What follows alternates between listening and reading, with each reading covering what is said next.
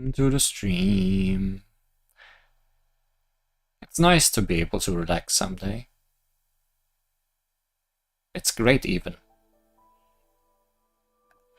Too bad we don't get any rest or any days off today. Because today we return to what we did 2 streams ago, which is continuing the search in the Algae Sea. It's been a while. Time to head back to the Narcissus Order and see how everyone's doing with their investigations. We left during a heated discussion last time we were here. So I guess we should continue on with that.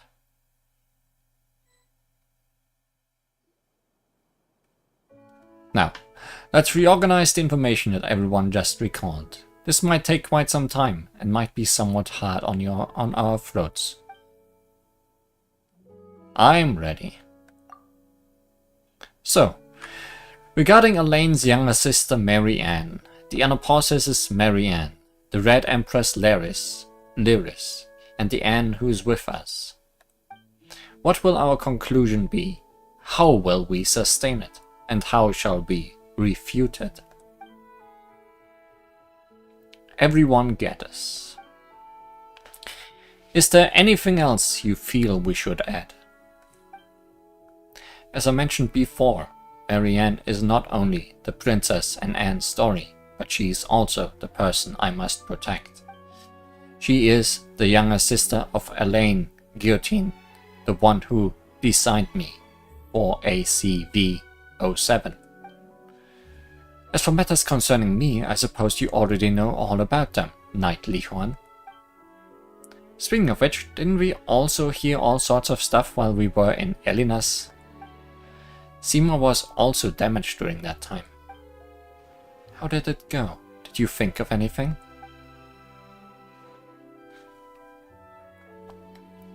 About the damage to Seymour and Elinas. That's right, Seymour was damaged inside Elinas, and Marma's been taking care of him.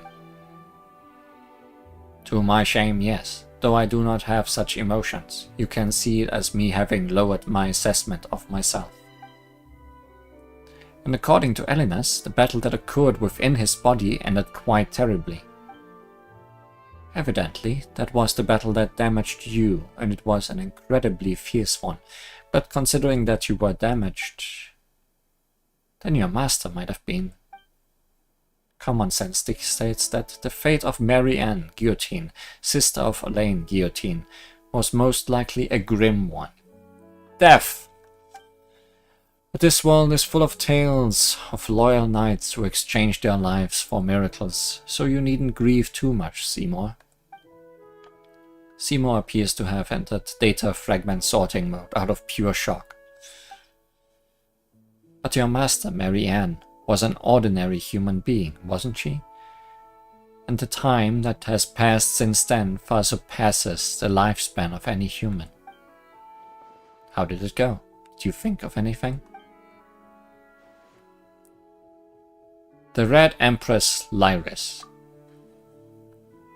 She was an important figure in the Narcissus Order, and she is also the other Oceanid involved in the tale apart from Miss Anne. One of only 2 Oceanids, and we also just agreed that we believe there must be an Oceanid behind Anaposis. But her traits don't match those of the Marianne we encountered. Could it be that Lyris's imagination was behind everything, even me? That's unlikely. Seymour mentioned that her intelligence was quite limited, so phantoms of this sort would be quite hard for her. Similar to how an author would struggle to write a character more intelligent than themselves. In fairy tales, the kitten may dream of their living little master, but I fear such things don't happen much in real life. So who is behind all this, and who in the world is that Marianne? How did it go? Did you think of anything? The Oceanid Anne. Huh? What about me again? We once suspected that you might be the person that Marianne dreamed of. So in your view, Marianne is the Oceanid behind the curtain, yes? I don't know. Well then, do you find the name Lyris familiar? She is, after all, the only Oceanid involved in this, apart from yourself. If you mean the title The Red Empress, then yes, I do have some impression of it. Did you think of anything? The Marianne in Anapausis. That makes her our prime suspect then. To be honest, were you using the process of elimination? You actually already guessed as much long ago. I didn't want to disrespect Anne though. You're right, but you do already have a version of the story in your heart. Your own interpretation, yes? If that's the case, then we should go find that Marianne and see for ourselves. Please, permit me to change the topic for a moment. Does this mean that I shall no longer be able to fulfill my orders to protect Marianne? We've worked out this much, and that's the only bit you care about? It may be cruel, but from the moment we discovered that the guillotine siblings were from centuries ago, it was probably inevitable. Correction. So the conclusion would be that it was my incompetence that exposed Marianne to danger. Do not blame yourself. You have fought to the point of destruction. You have done your part. There's no need to be so pessimistic either, though that is an odd thing to say to a machine. Yeah, it's like pouring Fontaine into a sink and then saying, "Sink, you'll get fat if you keep drinking like this." Oh. 4ACV07. I can't believe you remember that. What is it, Mr. Caterpillar? Why use my official designation? We may not have reached any conclusions, but we now know what to do next. Look, there is a Marianne in Anapausis too, and she also has close links to the Narcissus order. My long-term memory module confirms this. As such, there's no need to restore your logic module to factory settings yet. Let's take a step back. We can still go and find this Marianne. Thank you for your logical troubleshooting and emotional adaptive maintenance. I think what you said makes sense. It is not yet time to admit defeat and restore myself to my initial settings in order to take on a new mission. Yeah, that's right, you silly doggy. Let's leave things here for a while then. Once you are ready, we can continue. Why don't we go find this Marianne? Oh, we are going back to Anapausis. Let's solve that mystery before tackling the Narcissus Ordo issue. I concur. Ah, the fairy tale water world. I gather that some things happened over there then. Oh, we just ran into immunity-related issues, often due to Knight Lihuan's hydro resonance, that's all. Paimon feels like some extraordinary instinct awakened in you after you met Seymour, and is it time to review responsibilities and abortion blame? I do not think I should be held accountable, for I can only override my protective prerogative in moments of great danger. Don't worry, Knight Lihuan. We'll make Marianne tell us everything this time. So, shall we go then? Head to the designated location. Where might that be? Do I find my way back to Anapausis?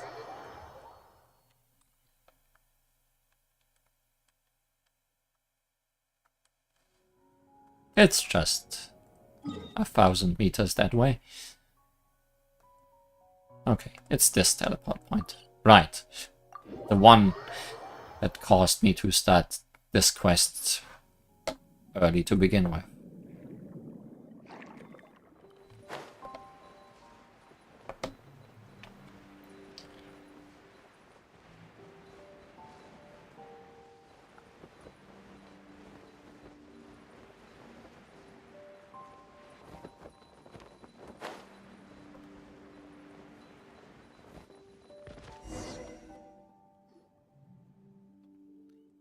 We are back again. This time, I must marry Anne.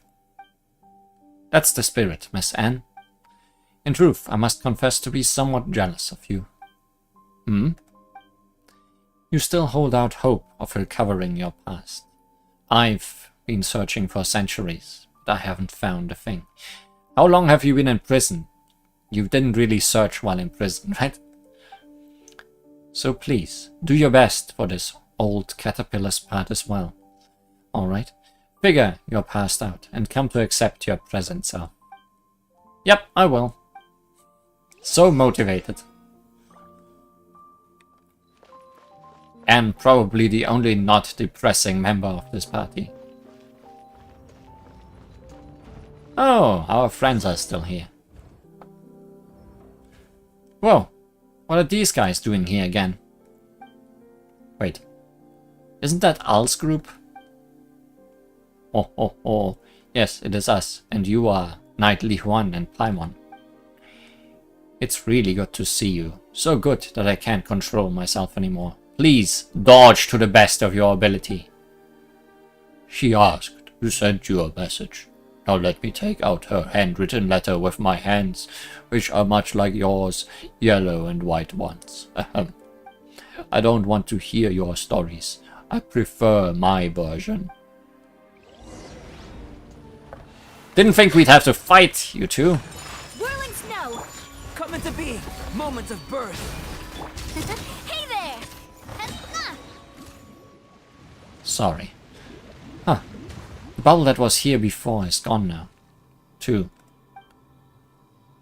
Well, it was Princess Lyris's magic. That's just how the story goes. Let me think of a way. Close your eyes, everyone.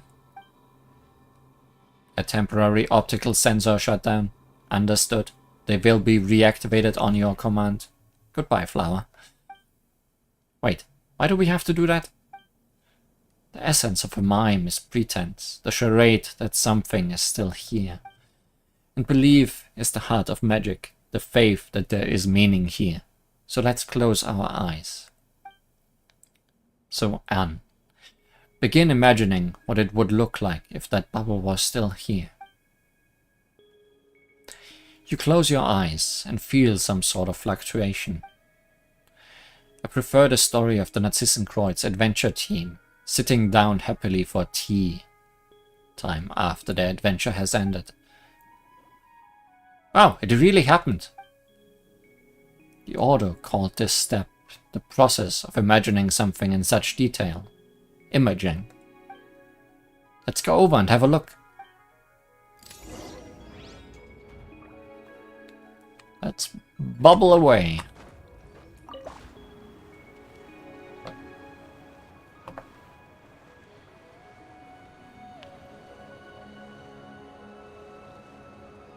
Imagine that.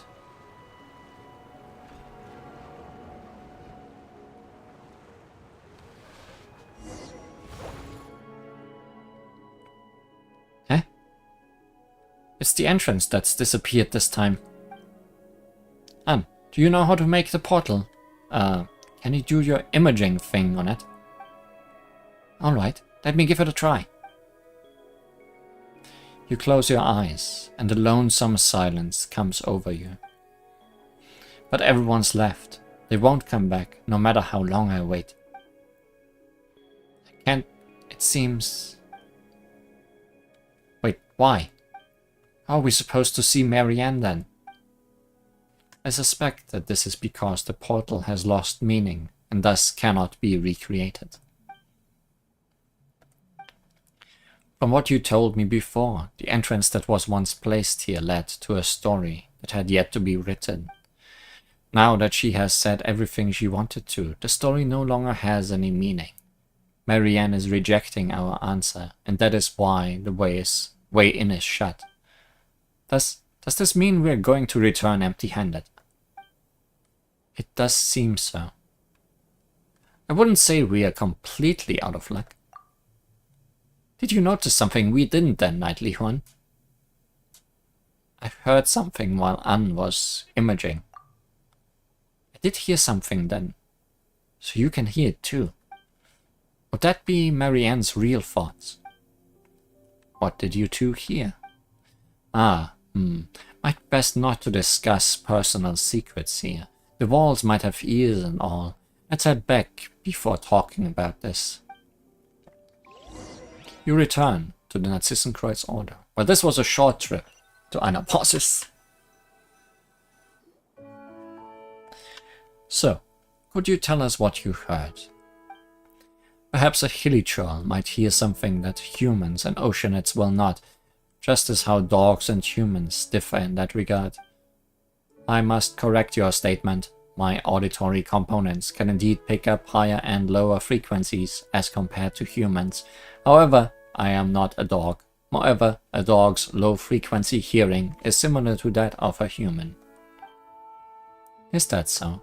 Well, I was talking about real dogs, not you, 4ACV07. Haha, silly dog. Let's head. I didn't think you would hear it too, Knightly One. I wonder if he heard the same thing. But everyone's left. They won't come back, no matter how long I wait. Looks like we heard the same thing. I suspect that this was the inner voice of Marianne. Did she say anything else? I'm not trying to invade anyone's privacy or anything. I just think that we are onto something here when you're mentioning these words, Lihun. Let me think. After that I also heard something like, I prefer the story of the Narcissus adventure team, sitting down happily for tea time after the adventure has ended. And then... I don't want to hear your stories. I prefer my version. Have you noticed something off about this, Lihun? Please state your case. Let's think our own thoughts through first. Perhaps we really might be able to come to some conclusion.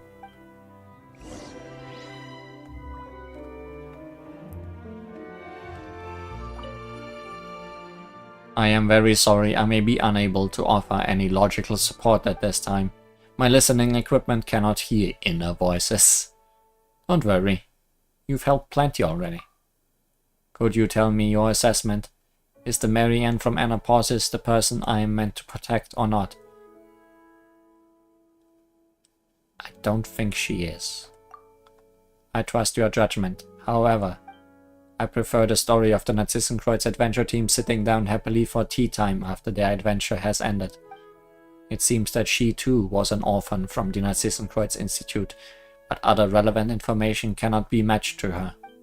Logical error. Data fragment sorting initiated. Good luck with that, Seymour. Knightly Huan. Is there anything else you want to say? I'm just an oceanite who doesn't know anything.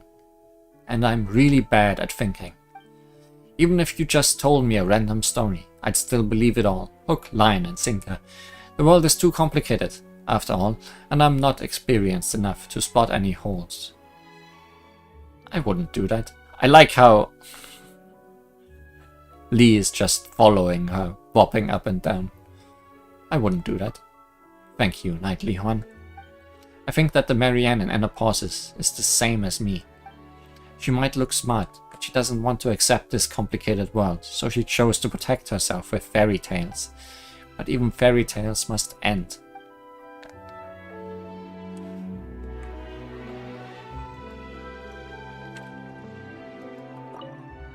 You don't seem to want to link the two of them together. Neither elimination nor enumeration is very fair to Anne. What a coincidence, I happen to agree. But I have some other thoughts to share too, though they may have nothing to do with the next step in our reasoning. Are you willing to listen? I am. Earlier, we broached the topic of oceanite reproduction. It's a huge taboo for oceanites to mimic and transform into one of their own kind, just as it is for humans to create humans. But you see, humans can create humans. Through love. Go, pursue eternity, not through mystery, but love. What if by some chance this mysterious method of oceanite reproduction is accomplished through imagination and mimicry? Perhaps their regret or remorse gives birth to a thought, and as they imagine the path that could have been taken, a new Oceanid is born. That's a very interesting idea. We'll never know. After all, it's a secret passed down among Oceanids only. In any case, it'll begin once you are ready. Let's begin. Then, let's begin. Who is Marianne? The Red Empress Lyris. A member of the Narcissus Order from several hundred years ago.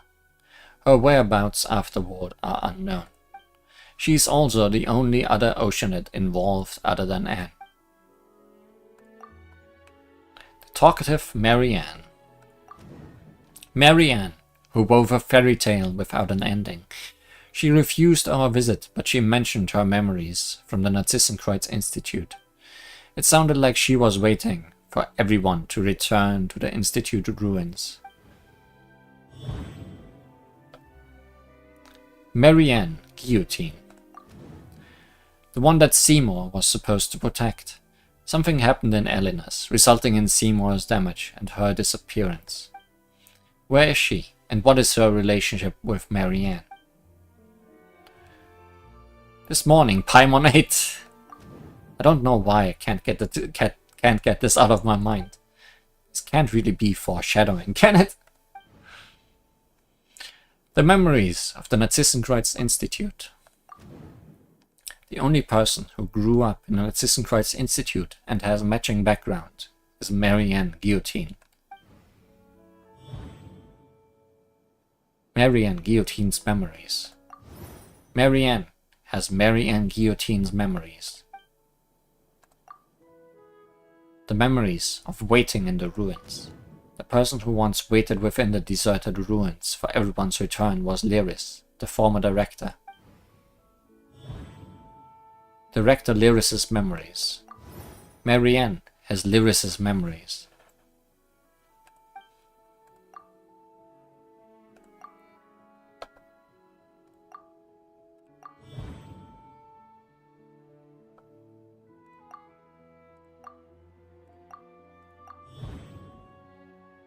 Marianne is Lyris.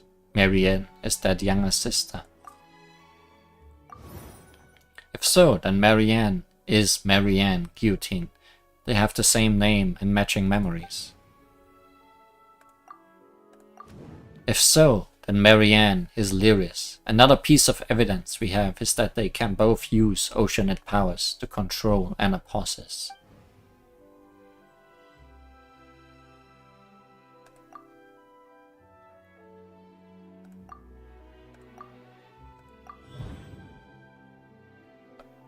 Their identities are contradictory. But how can she be both people at the same time? This must mean that Lyris, an Oceanid, probably has special powers.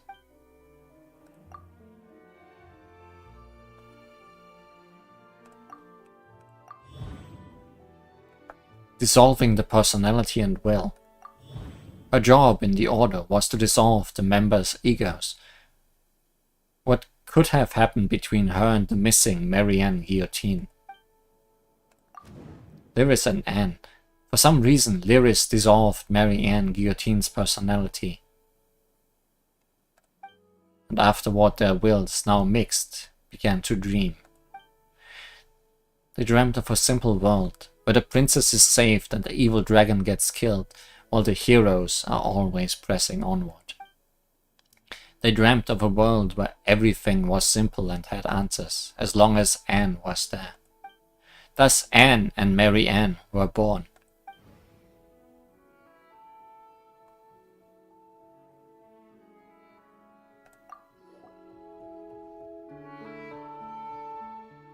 We've put the pieces of the case that were floating all over the algae sea back together. It's just an empty box even after being put together, but we have finally figured out what the lost pearl should look like. What are you trying to say, Caterpillar? Wait, don't give Paimon any hints. She's gonna figure this out on her own. We pieced together a good guess from the clues, but the truth is still unproven. Of course, my speech analysis module has determined that Miss Paimon is correct. Actually, I meant that we may never know the truth, but I'm afraid we have no choice but to accept this conjecture. So, Knight Li Huan, is this the secret of my birth? I'm afraid I can't accept something like this right away. I understand, Miss Anne. It's a shocking fact, and it will require you to accept yourself again. But I don't think it should be that difficult to do so. After all, knowing your past does not require abandoning everything about the present.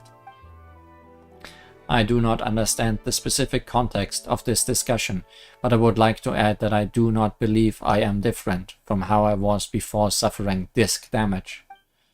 Even though you insist on addressing me as a silly dog, my identification number is still 4ACV07. Come on, it's not that serious. I promised Knight Li Huan that I would accept this conclusion as long as it's reasonable. Then I have a suggestion, one that will resolve Miss Anne's quandary and put a stop to Narcissenkreuz's plans. Narcissenkreuz?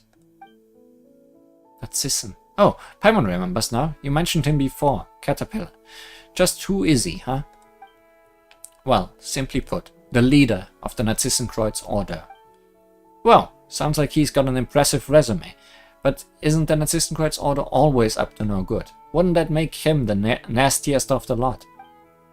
Of course, during my time with my master, creator, and the other Marchese hunters, we devoted most of our time to hunting the Order down. As I said before, the goal of the Elinas operation was to capture or eliminate Narcissenkreuz as well. However, my memory does not contain any intelligence regarding his involvement. I think your memory does not contain any intelligence. It's a given. Looking back at it now, he was merely using us as bait, and I wasn't the only one. It was the same for Jacob, Laris, and many others in the Order. I'm afraid that Elena's operation was probably never more than a red herring, with the goal of leading you and Guillotine away to buy him more time to execute his true plans. Remember the doomsday clock I mentioned. It's hard not to remember it, considering it is hanging above us. It's what the Order considers the countdown to the apocalypse, right? To be more precise, it's the apocalypse as calculated by the world formula. This planet itself should survive just fine, though. The beast of the stars shall drink the amniotic fluid of the world dry. 100 years more and all surface life shall be wiped away. Once life on the surface is wiped out, only that which is underwater will remain. Can a planet full of fish eventually rise up to the ocean of stars? The thought of all terrestrial life going extinct is pretty spooky, but when you say things like that, it does give things a romantic ring. It's the heading of a Yai publishing house novel from a few years back. Ma mère brought it back to the village to learn how to paint. Oh no. Oh, no wonder. Anyway, for myself and the others gathered here, though the Narcissenkreuz Order is the source of all our troubles, its objective and Narcissenkreuz's great purpose are actually completely selfless. He only took the actions he did because he calculated the coming of the apocalypse. He wishes to save the world. So is the world really on the verge of destruction? I believe this is to be a pathological delusion caused by paranoia. Were the apocalypse real, would you be able to forgive Narcissenkreuz? No, it's a bit too early to consider such things. You have yet to understand what happened to you, Anne. As for you, Seymour, your hostility is a result of your programming and the duties it imposes. I suppose we must find the Holy Blade of Narcissenkreuz. The Holy Blade of Narcissenkreuz. I'm talking about the real one, of course, as much as it may be quite strange to say that the ceremonial sword of a magic society is real. Not only will it help us stop Narcissenkreuz's plans, but its unique powers may be able to undo the merging of wills. we should be able to separate Lyris and Marianne, and then, Miss Anne, you can defeat the evil dragon, Narcissus, and rescue Princess Lyris. Regardless, let's get moving first. That's the spirit. It might take some time to explain, so let's move out first and I'll explain when we get there. Where do we find the sword? Do you know that?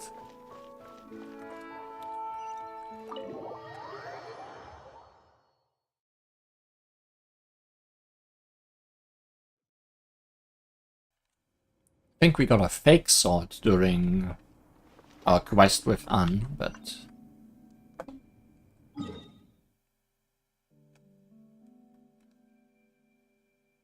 Oh, this is much later.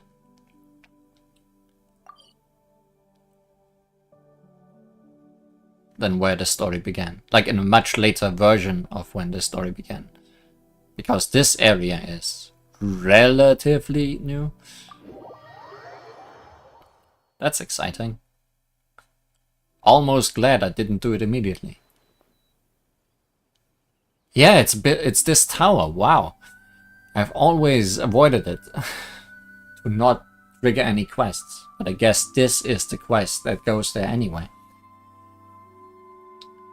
Atmospheric visibility is acceptable today. Enough that you can see that tower over there, yes? I passed it by earlier, actually. That building was once known to the Narcissus order as the Tower of Ipsissimus. Ipsissimus. But we would later call it the Tower of Gestalt. It was named for the idea that things that have been separated need to be combined to display their original complete form. But I suppose I might be speaking in reverse. The heart was complete to begin with, and the mistake was to divide it up for separate study. Paimon didn't get a thing, you said. It's fine, don't worry about it. Plays on words are also a trick that mysterious organizations enjoy pulling. What matters is what we must do next. Some of the vocabulary you used is missing from my semantic indexes, so I could not properly parse your meaning. But I understood the last sentence. Please tell me what I should do. While investigating alone, I found a map of the seal of chemical marriage. You could say that I found 4 seals. I see. And this tower is one of the locations. That's not the place we need to go. That said, though, who can be sure? Perhaps our destinies will yet take us there in the future. Either way, we need to use the position of the tower to locate the other 4 places. That's why we've come here first. So what are those 4 seals for? That said, we've discovered from experience that it's usually best practice to just break the seals and give whatever ringleader we find a good walloping. As for me, I'd like to restore the holy plate of Narcissus. Cool, a new weapon. It's more for ceremonial use, but it could be used as a weapon, I guess. Well, I suppose we could also just call it the answer. As I've said before, Narcissus order once had a ceremony to remove the ego and will. The holy blade was used in that ritual. I remember something about that. If Lyris and Marianne's wills created Anne, and if the old me was placed in some ritual's body. Ah! Wait a minute. Didn't we already find the holy blade of Narcissus?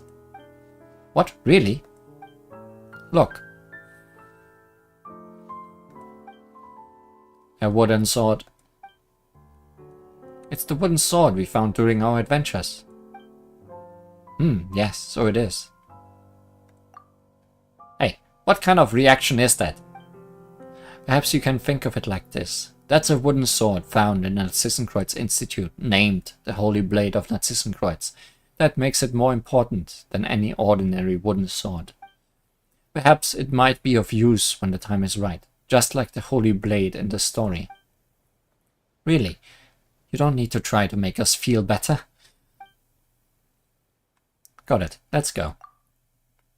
There are 4 seals in total. If my hypothesis is correct, then they should be at these locations respectively. Huh, these 4 locations.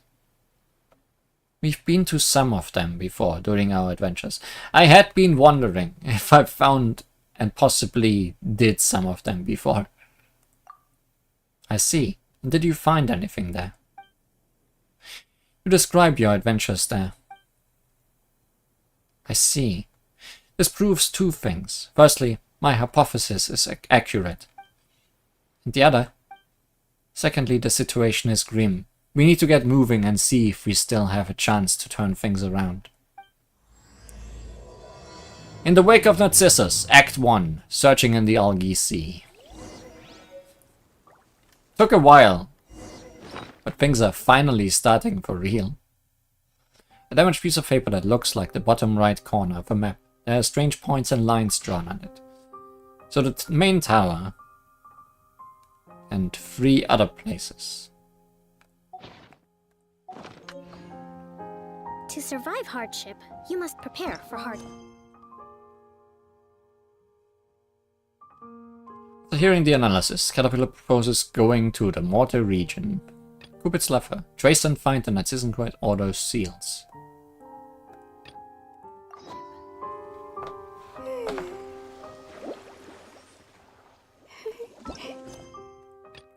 Cupid's lever.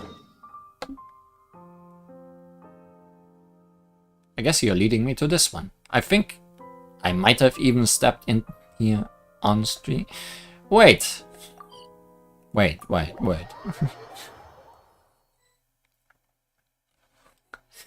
Okay. Funny thing. I solved there was a wall here. I solved the puzzle for this wall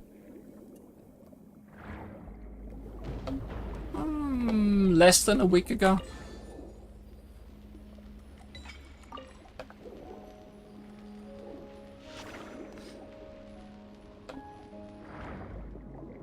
So now we can just go in.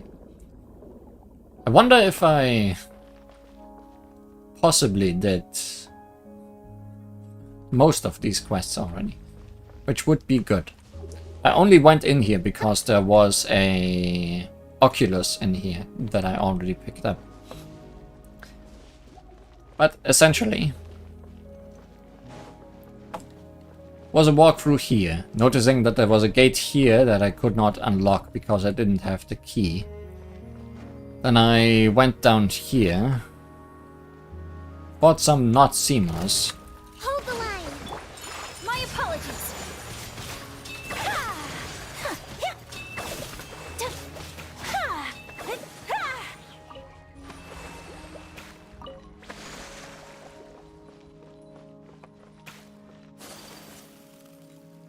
Stepped over here, ignoring everything. Touched this looking glass.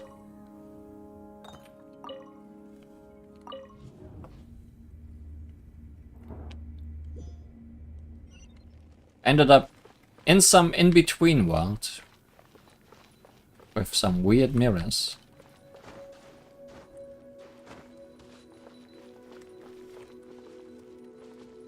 And this weird thing, which can't be interacted with. Then I stepped through the next looking glass.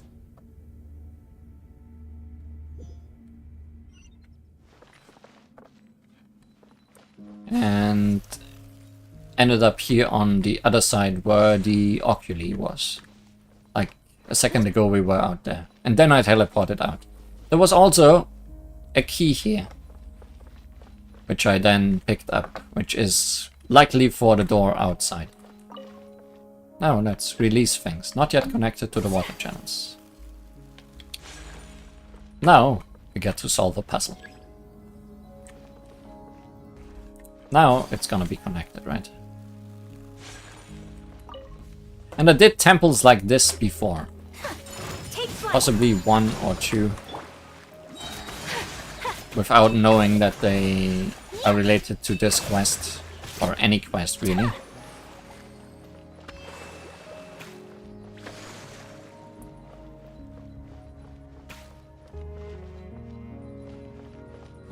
go down.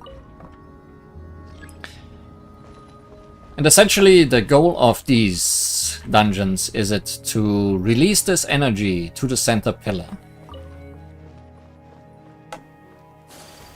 from all its connecting directions. So 1, 2, 3, 4.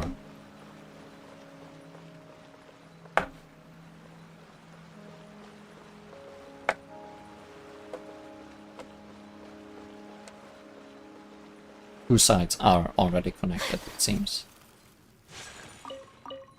Well, one was already connected and one we connect now. Now let's see what's behind door number 1. Because I did find the key.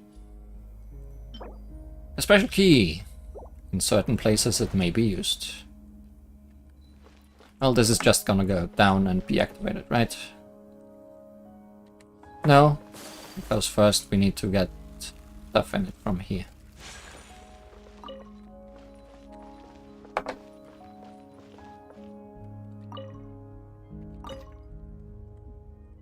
What does this do? Oh, it just gives me abilities. Some sort. Now we go down. And that's I shall treasure this good fortune. 3 out of 4 sides.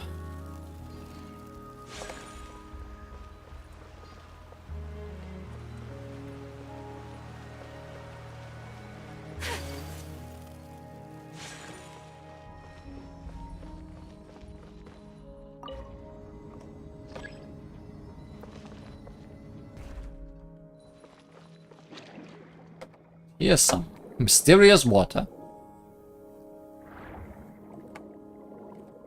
We might have to start that from somewhere else, though. Or not.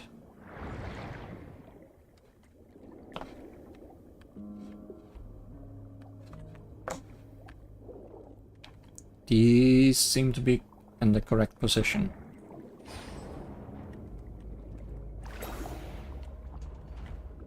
But this is not open.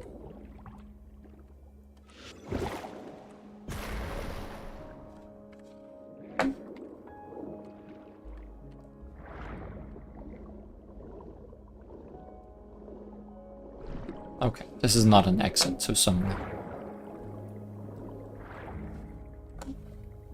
Even though it looks as such.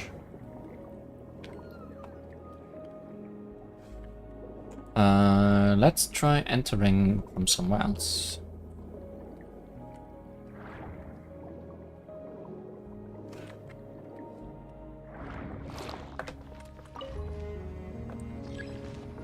AKA exactly below the middle thing.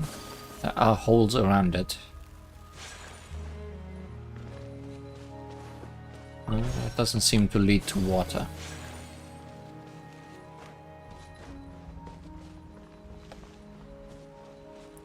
No.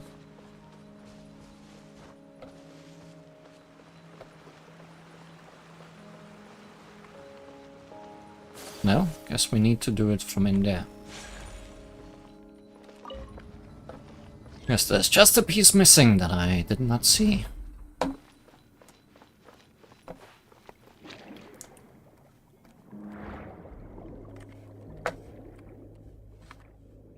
I mean, we opened 2 doors.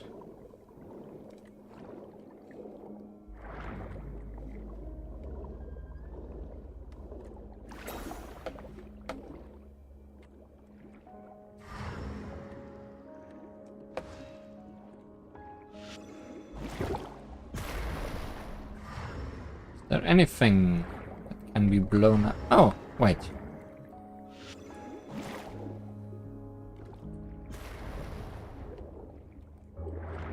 So, how about this? Aha!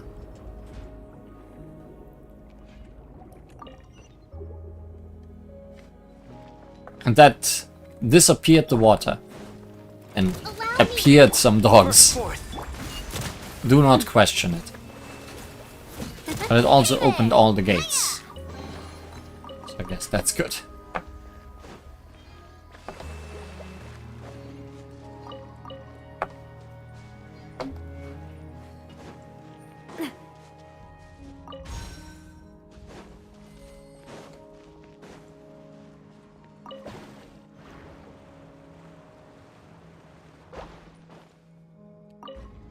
Well, this wasn't so difficult. That should be all.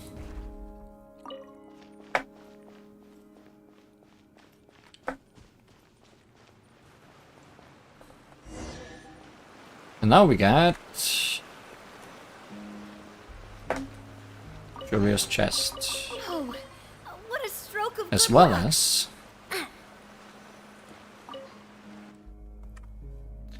carefully inspect the top of the mechanism, but you don't find anything. Someone take whatever was here too. Looks that way. Just who is... It's Jacob. We had an altercation with him inside Elena's once. Clarification. Recently, not once. When I saw that unfortunate victim at the gate, I knew it was his handiwork. It seems that he is still active after all. And what does he want with the stuff he took from here? Simple. He too wants to reforge the Holy Blade of Narcissus. The dream of the Order remains unrealized. Anyway, we should make our way to the final area now. Yeah, congrats past me on...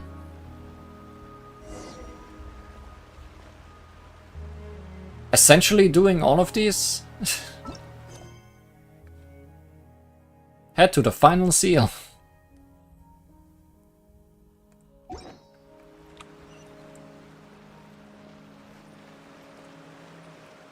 But I don't think you're missing out on that.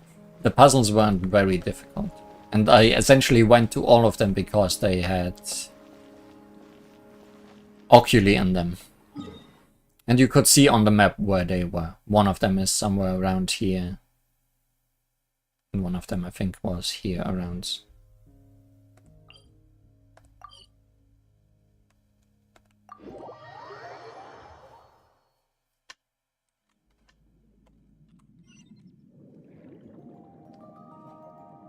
And now the final seal, which is here apparently.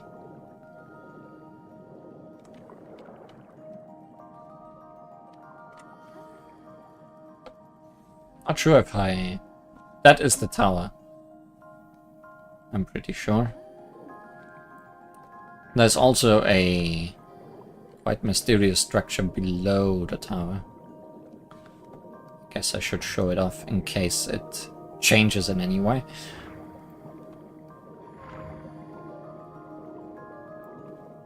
Because so far it is only a boss battle arena for this thing. Which isn't really a boss, but boss adjacent. It's one of the mysterious legendary animals of Fontaine. The Chasanion Trick Bullet. I don't feel like fighting you right now.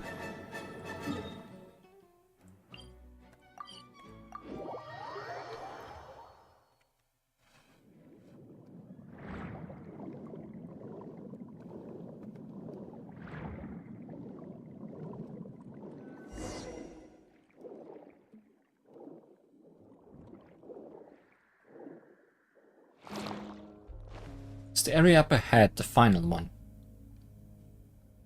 We'd better get a move on.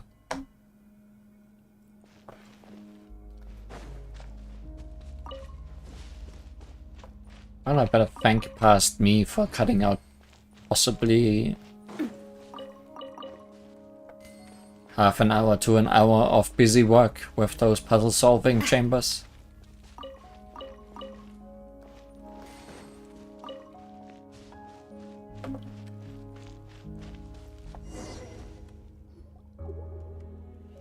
This is the last place. Although it might have also cut out some dialogue, who knows? Our search hasn't turned up anything so far. Very true. However, this entrance is shut, which means we still have a chance. Looks like our adversary hasn't solved the riddle here. That said, who is our competition exactly?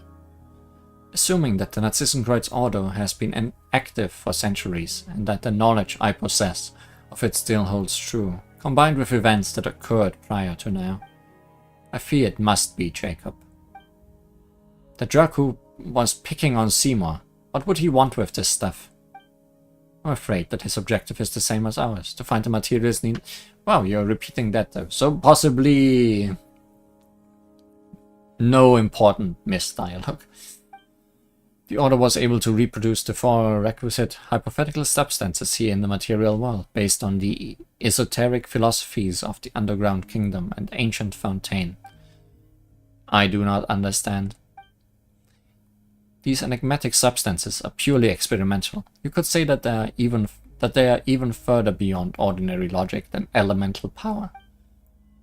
I entered all introductory to intermediate level textbooks from the academia's spantamud into my memory banks decades ago. There is nothing mysterious about elemental power.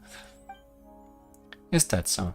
Anyway, to sum up, this is born of the confluence of traditions from Fontaine and technology from the ancient Underground Kingdom. And thus, four types of substance came into being: memory, wish, soul, and persona. To avoid any possible ambiguity, let's call them the memory piece, wish piece, soul piece, and persona piece. Why are these used to make the Holy Blade?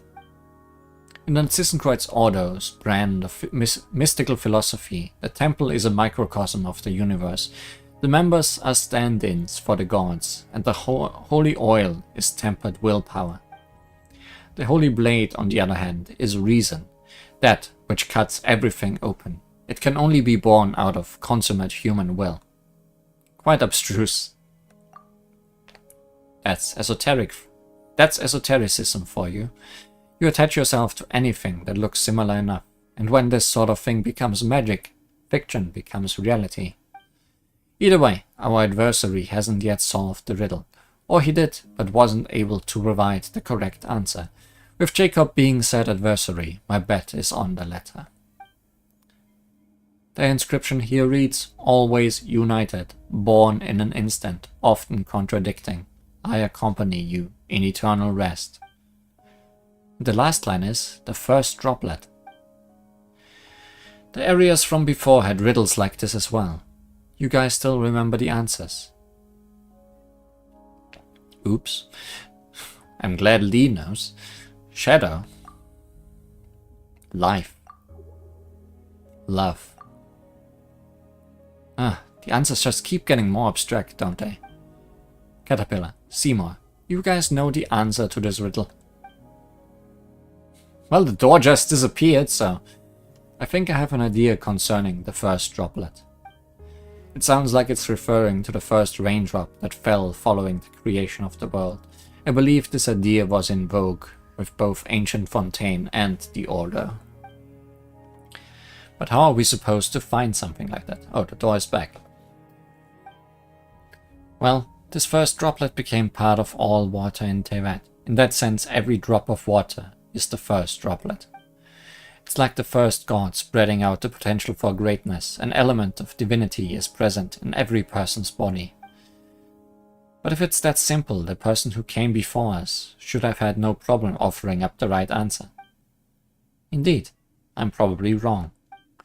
Well, even if it was the wrong answer, it was a good one. I can only conclude that the person who set up these riddles had no sense of romance. Now he's laughing at you for not getting how security works. I am unable to provide an answer. My search for the first droplet retrieved 1,200 results. Legend has it that the world's first droplet of wine came to be when the animal god... Okay, you can stop there. You can give it... No. Very well. About that, I think I have something I can share. There's a legend that says that oceanids came from the first tear shed by the previous Hydro Archon.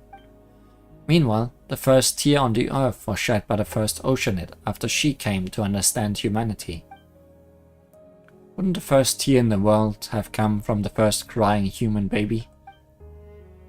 Animal tears are actually salt discharges, And in those peaceful times, humans bathed their first in laughter. Breathed their first in laughter. That's what the legend says anyway. Actually, I believe that the cries of babies and animal salt discharges can be regarded as similarly unemotional behaviors. Babies cry due to external stimuli and to fill their lungs with air as quickly as possible. That is what the Sumeru Amurta textbooks say. Is the answer an oceanid then? That does seem like an answer that the person before us might not have provided. I think we are on the right track. Sure beats trying to find the animal god's wine. Based on my understanding of the Narcissus order, this makes logical sense. The Red Empress who dreams in a place unknown. The dreamer who never says what they mean. That's even more confusing than the riddles. Well, does that matter? We are already at the final juncture. Whatever the case, the answer will come to light at the end. Now then, Anne, if you wouldn't mind. Sure, I'll give it a try, but do come up with another answer quickly if I fail, alright? It opened! We have to get the last piece, otherwise the Holy Blade will fall into the Ordo's hands.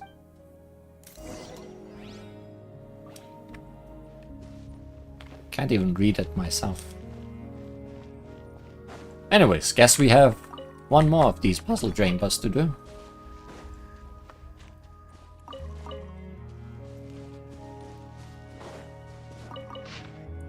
Excerpt. Oh, Remus, player of the Grand Symphony, king of all the world, your music is heard across the heavens. It resounds throughout the earth. When Sibylla's golden bee gives you a warning, O merciful one, grant us eternal life. Proclaim this sacred moment that I should be praised for all eternity. Copied from the third hymn, movement 5, stanza 1. Great. It was certainly important. Oh, is that it? That thing on the ground.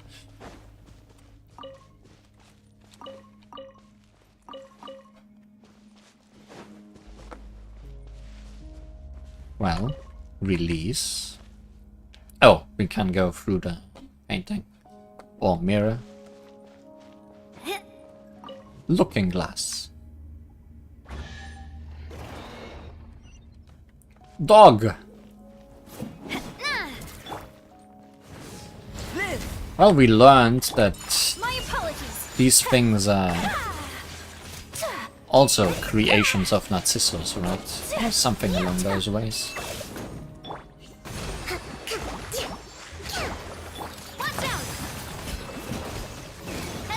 At least they are related to this incident of all things. And not related to Inazuma at all, where we first met them. Whoa! What a stroke of good luck! Another one of those things, but this time it moved and disappeared into this picture. Interesting.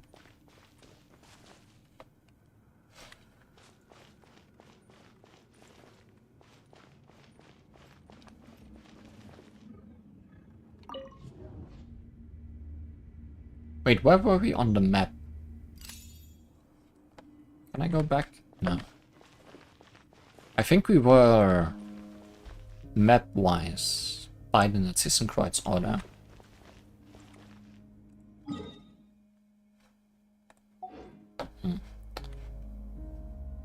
Anyways, we are upstairs now. Can I use this to get over there?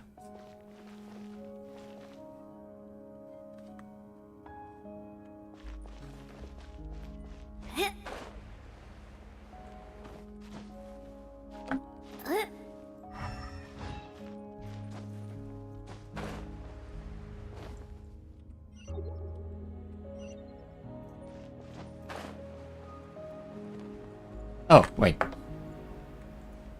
There's a path here. Was that here before? Or did that open because of what we did in the mirror?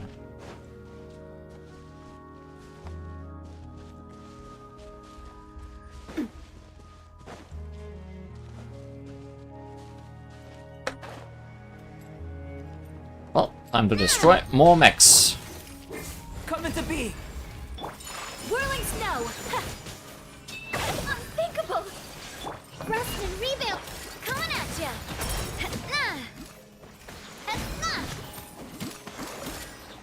Watch out!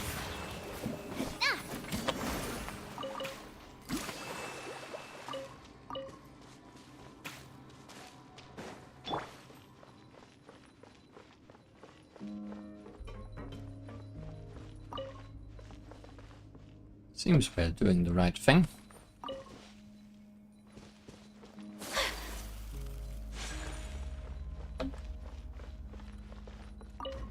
Up we go.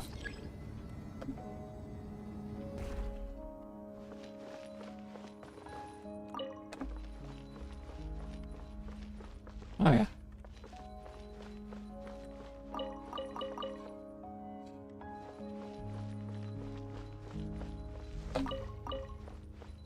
Guess that's the center pillar for this one. It's underwater.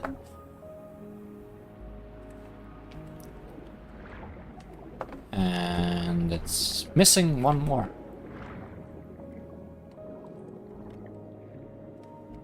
Can't even go to that one.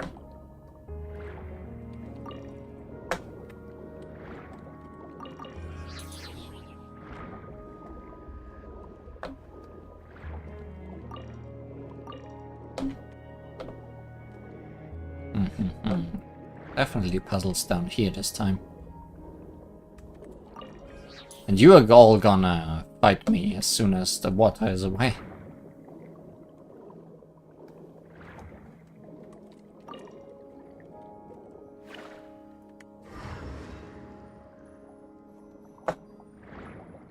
This seemed like a bigger puzzle.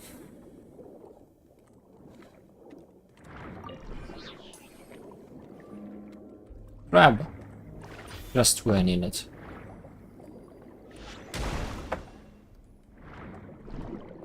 Music. Just what I needed. Not connected to any water channels. Okay.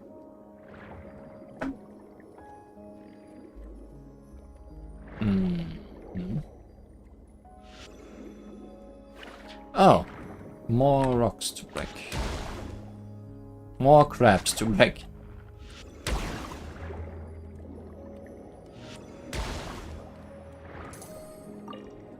But more importantly, pieces I was missing.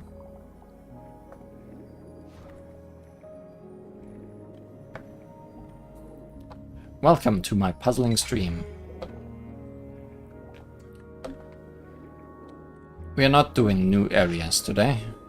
We are continuing Narcissus order stuff. Currently, we are trying to break a seal and reassemble a sword. And to that, we need to do some temple puzzles.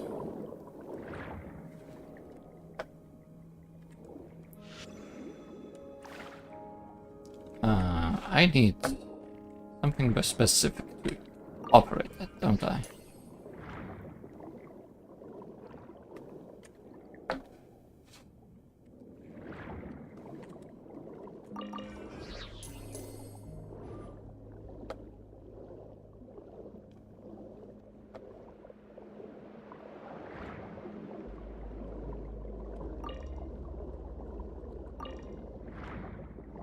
Do I need something important to operate that? Or am I just being them? Current objective is to fill all the 4 paths that lead to this machine. This one is the only one that is not filled.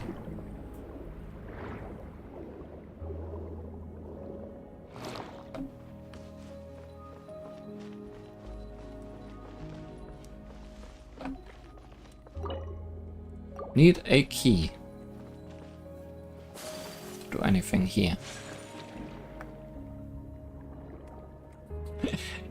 It's filled. I'm literally underwater. Yeah, I guess. But special water.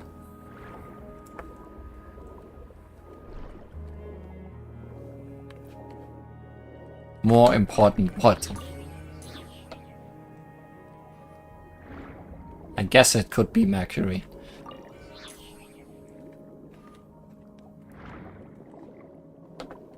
The wetter water, yes.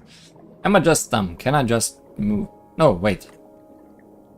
Where's my crab? Crab.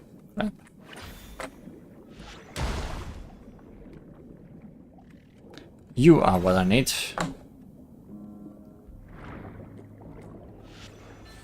Now we can turn the gears and open the path.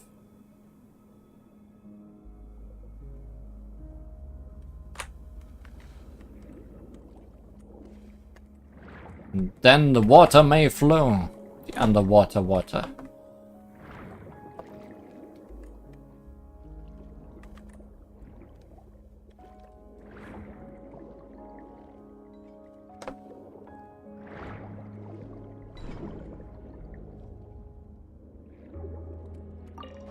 That may flow onward.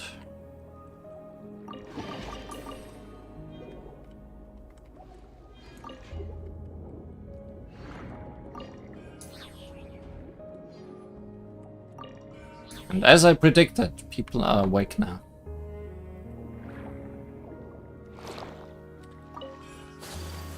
Sorry, but could you please not be awake? Coming at ya! Witness my great undertaking. Coming at ya! Hiya! Fire! Well, with rocks. Watch out! Billowing surge!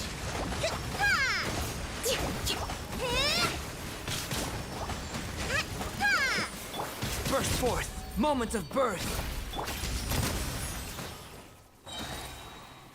Coming at ya!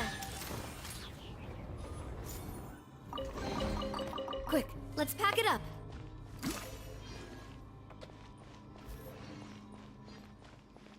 Is this the key I want? Yes.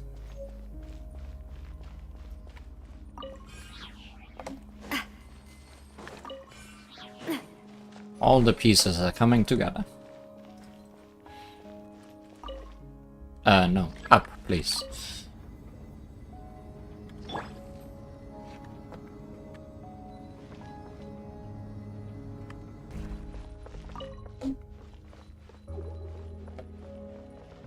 Ah, now we have the key for this. But also... we completed the puzzle of the center. What's behind this door, though? Just curious.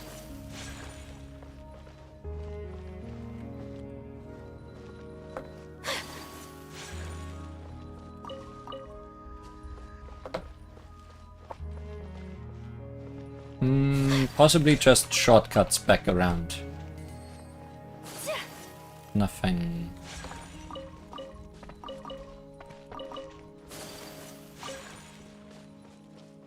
Too important. Yeah.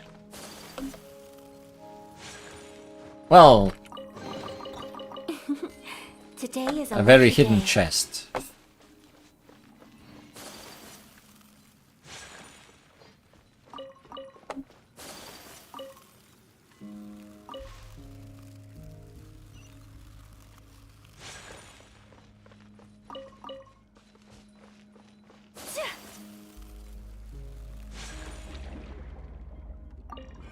So, what do we have here? Is that the persona piece ahead? Unable to analyze the density of the substance before us, it appears to have a mass of 0. It looks like we've got the last piece. We should at last be able to negotiate a bit with our opposition now. On the brighter side, at least we can stop the Narcissus order from forging the Holy Blade. Not at all, Paimon. Our final goal is to forge the Holy Blade ourselves, and use it to stop their plan. Of course, Anna, I have not forgotten what this sword means to you. A holy sword that can cut out the will is also your key to unraveling the mystery, and to be honest, it is equally important to me as well. It's just that we have more important, more pressing matters at hand, Would you mind then if we looked into the mysteries surrounding us later? I'm fine with that. In that case, Li Huan, please take this persona with you, if you would. I've obtained persona. Or I will obtain persona. I suppose I can take this to mean that you have accepted our invitation. What's happening? What just happened? Someone said something and then we were separated from Caterpillar and the others. Where are we being sent?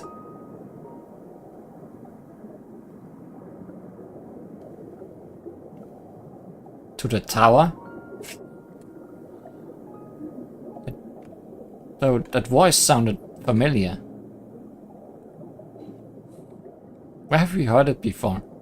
Sorry, there is no voice acting, Paimon, I can't tell you.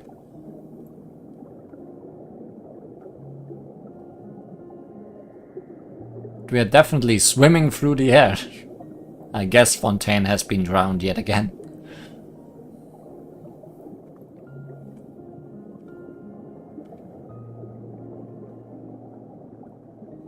Would be funny if this wouldn't lead to the tower. It just circles the tower and then goes somewhere completely else.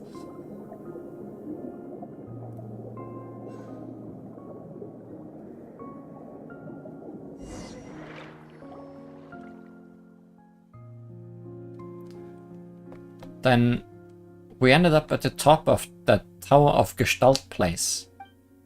We are separated from Caterpillar, Anne and Seymour. What should we do? It looks like there are traps waiting down below. It's not dangerous yet.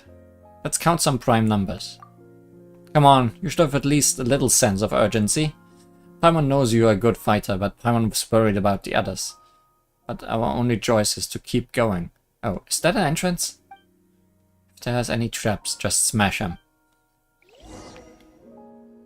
You know, I didn't think my first encounter with this huge tower would be to enter it from the top.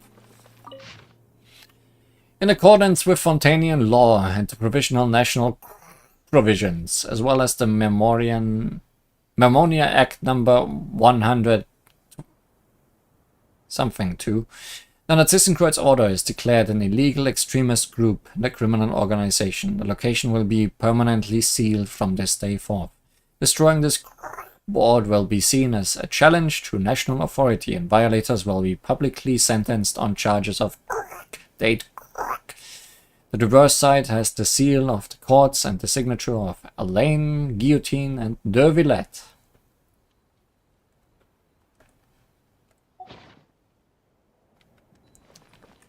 So this is the entrance, but don't think I didn't notice at the very top while flying here. Something that I don't want to miss. Because it's probably hell to get back up here.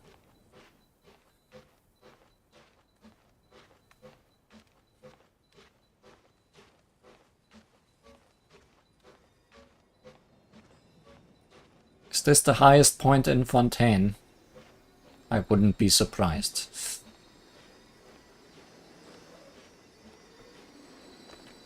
Actually, those mountains over there might be... That one is definitely higher. Although I'm not sure if that's Fontaine.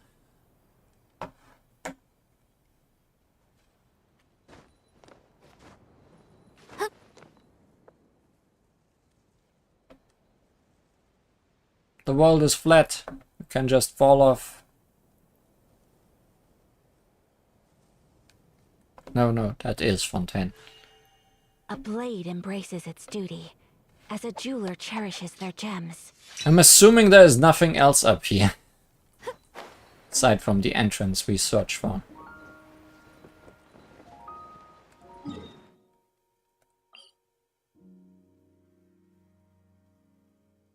We must reach the lowest level before the arrival of the apocalypse, exploring the Tower of Gestalt. Ominous! Slightly ominous. But I guess that means we could use that to teleport back up here. If we fell for some reason.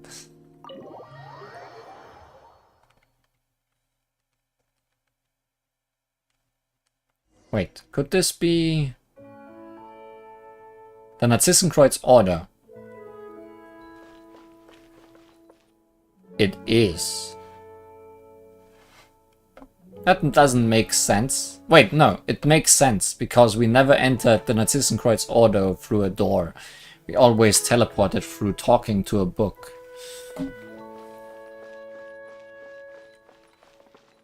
Yeah, there's the Doomsday Clock.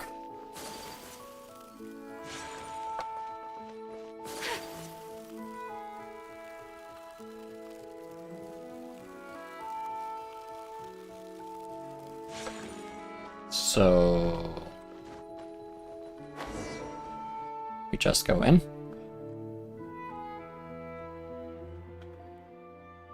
I was worried the master's clock might break down at a crucial moment, so I came just to do a bit of maintenance. What took you so long? I even had time to finish the anti-rest treatment and oil it up. That's the voice we heard earlier. You are Jacob. The purple dude. I've told you, just call me Jacob. How did you set up this trap? I believe the persona section to be the most important, for there lies the persona excised by Master Narcissus himself. Only a drop of water from an oceanette can open it. I can't allow it to be taken by just any ignorant adventurer. So I set a trap before activating the orphaned and sealed the space off. Why are you here? Why wouldn't I be here? This is a Narcissus Ordo base. Is there something wrong with returning to my own base? You're the one who are trespassing. Don't you feel even a twinge of guilt for breaking the law? This was once the realm of a god. Now, a pheasant sits upon the throne, just like the world today.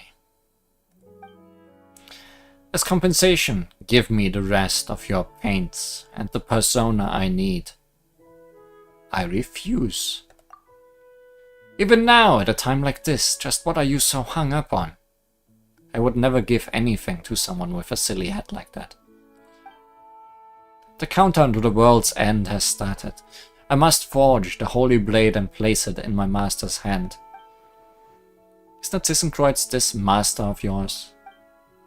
Indeed, according to this world formula, the second deluge is looming before us. When it comes, only he will be able to save the world. Only by forging the Holy Blade can he continue his unfinished work, gathering the wills of everyone in Fontaine, the continent, and even the entire planet onto himself. As the primordial sea returns once more, and as the devourer of all darkens the sky, only he who is whole unto himself may survive. Only then will all our souls, nay all of humanity's souls, be spared from destruction. We will welcome a new dawn in the tranquil sea of innocence he grants us. So this is your big plan to save the world. It sounds like you're just bundling everyone's consciousnesses together without consent. And what would you know of anything? Only Master Narcissus' new body will survive the coming of the second deluge. Even if all other life disappears into the sea, he will survive alone. He will remember all those lives that were lost. He recognizes the value and equality of all life, a selflessness that shall not be besmirched by one such as you. So where is he now? In the deepest depths beneath us, when the thugs and dogs of Fontaine surrounded us and attempted to wipe us out, he descended alone into the abyss below. But he must still be alive, and the time for his return is nigh. Quickly, give me what you have on you, then I will have all the orphans, and you may leave. How about this? I will trade you this rust treatment and oil. Think of it as a gift for that foolish dog. In the dawn of the new world, it is unlikely there will be a place for it or Guillotine's fantasies. I refuse. The world is not as weak as you think. That's right, Paimon and Li Han have seen more crises than you have eaten lotus flower crisps, and we always come out on top. Truly, there is no reaching your exalted heights. I remember how the Master used to pretend to be an evil dragon when we played as children. Who would have thought he would become the hero, while the real evil dragon would come at us one after another? Guillotine may have disappeared, but here his successors come, self-assured, thinking themselves totally infallible. What the heck are you talking about? The time has come. A century ago the prophecy predicted all. He will return. You will not give me what I need willingly. I will take it myself. Jacob, we have done this before, and you know how this will end. How bothersome. Live! Witness my great undertaking! Rest and rebuild!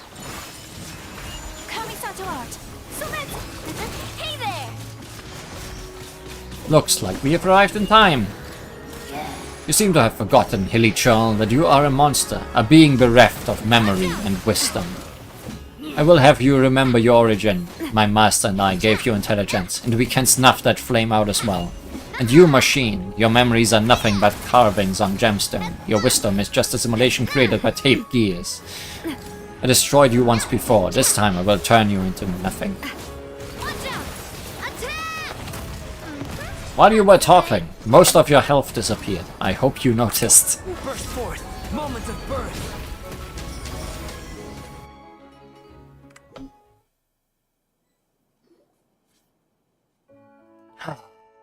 It's been a while, Chrysalis.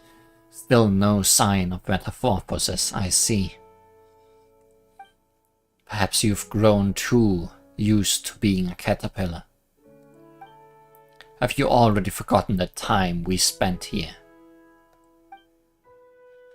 It was a brief time compared to our eternity, but those brief moments granted us mastery of this universe.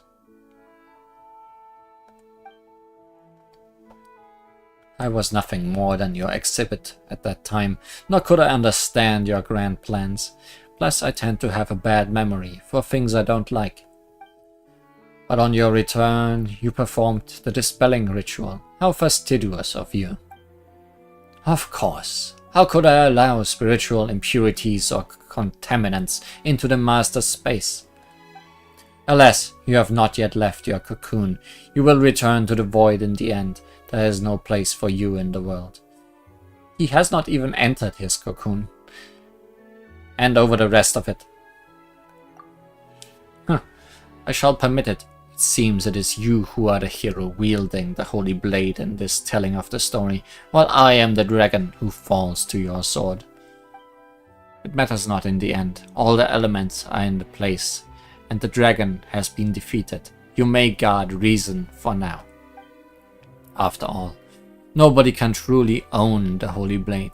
We merely hold it as it travels in the direction it must, until it reaches its final destiny. The holy blade can be an object, but there is particular symbolism in it being a sword. Well then, present something that can hold reason. Let's use the holy blade of Narcissus we found earlier. That damn wooden blade. Sure. This is... What's next, Jacob?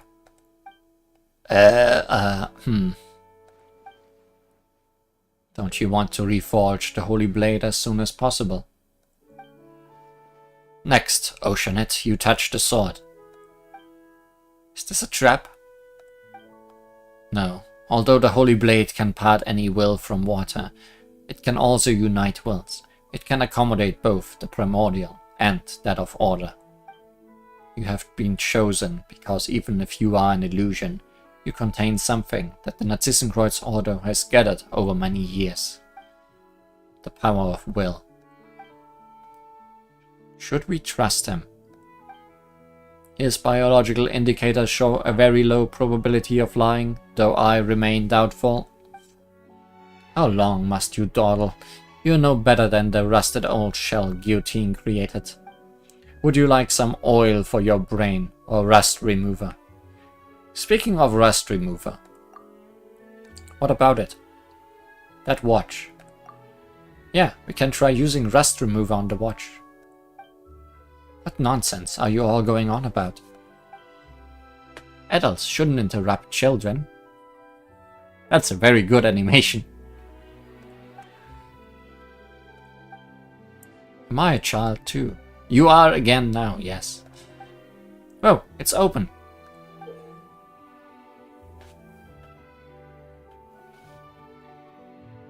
What a nice group of people. That's not how you service a watch. Well, we didn't service it, we just tried to open it. Nice people and the fish, yes. There's a photo inside. How nostalgic. Elaine, Renee, Director Lyris, Marianne, and myself as we once were. I remember this photo.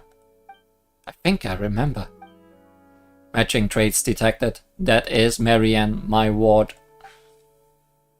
Well, has the oil helped lubricate your rusty decision-making skills? If we don't take this step, we'll never be able to leave the world of memory. Yeah, let me give it a try then. Anne! It's okay, I've made up my mind. Whoa. Wooden sword no more. Is this what the Holy Blade of Narcissus is really like? Weren't you listening? Caterpillar just explained that the Holy Blade can indwell any form that holds significance. Ah, just like the Holy Blade of Narcissus we imagined. You changed back. Very good. My mission is complete. Now I propose a trade. Now you, Oceanid, please take all my emotions and memories. Huh? My power is no match for yours, and I will soon disappear. Serve all that I am, that I may be reunited with everyone in the new world. Seems like he is not up to date with the latest news. But we have established several nodes in Fontaine in accordance with the seal of chemical marriage as part of our response to the apocalypse. Today only the 5 most important survive, only the smallest part of our master's plan has been implemented, but even that is a form of success. The arrival of the new world is fated. I cannot absorb your persona and memories. After all, I have no wish to retain anyone as with such serious sins on their hands as you are now. Huh? You may no longer be the crybaby Jacob, but as you are now, you are still not worthy of eternity. Rather than do that, we will help you and treat you. You must atone for your sins. Part of the Red Empress is within you, so you should know that she rejected the future. She wanted to return to the Narcissus Institute as it was, and watch again as we pretended to be the Narcissus adventure team. Beautiful memories are the only eternity in this world. There are no others. Granted to me, O bringer, O being of eternity. I do not wish to do so, and I will persuade that part of Lyris too. The appointed time has come. It seems the watch wound up running a little fast over the course of a century. What's going on here? I have reversed the seal of chemical marriage and reforged the Holy Blade of Reason. The truth of the world formula has been proven. The seal of chemical marriage was an ancient Fontainian ritual meant to seal off the source of life. Now it has been reversed, and all that has been set free once more. That's insane. The Primordial Sea. Wait, back in the fortress of Meropide, the Primordial Sea was... Now it is time for our master. No, for Rene to return. He will break the seal and control the source of life. The pure water of life will inundate the world and he rises once more, giving birth to a new universe. All souls will be preserved forever, and the blade of will shall fall into the waters and be grasped by its legitimate owner. All will be united as one, and gain the power to combat the apocalypse. Jacob, I've already anticipated the end for this body. The clock may stop, and its hands fall still. It may take Master a little time to find my will in the new world, but do not worry, we will meet there again. Jacob!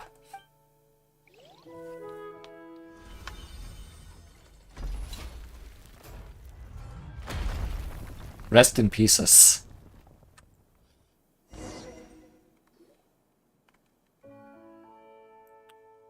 What a terrible ending. But I fear there's little time for mourning or lamentation. Everything now hangs by a thread.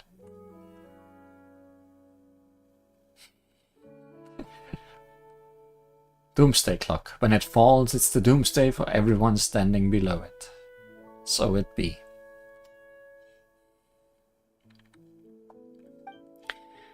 My sense of direction is right. I'm afraid the interior of the Tower of Gestalt is below us now. You've never been there, Caterpillar. It is the closest point to Master's ultimate goal. I do not believe many have been there. It means we don't know what we'll find there. I'm ashamed to admit it, but yes. What's all this?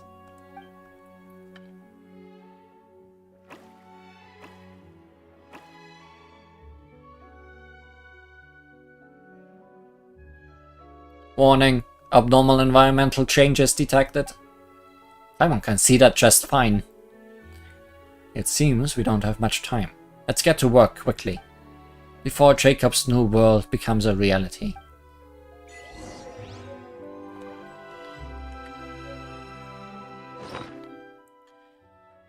Holy Blade of Narcissus, a sacred blade and indwelt with great enough reason and will to create and destroy your universe.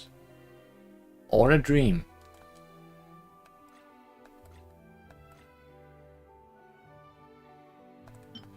Unlocked treasure. An old pocket watch. It seems to have stopped at a certain instant. The beautiful memory of a moment becoming eternal. The truth of this world. What could it be? Guess we go deeper. We cannot just jump down.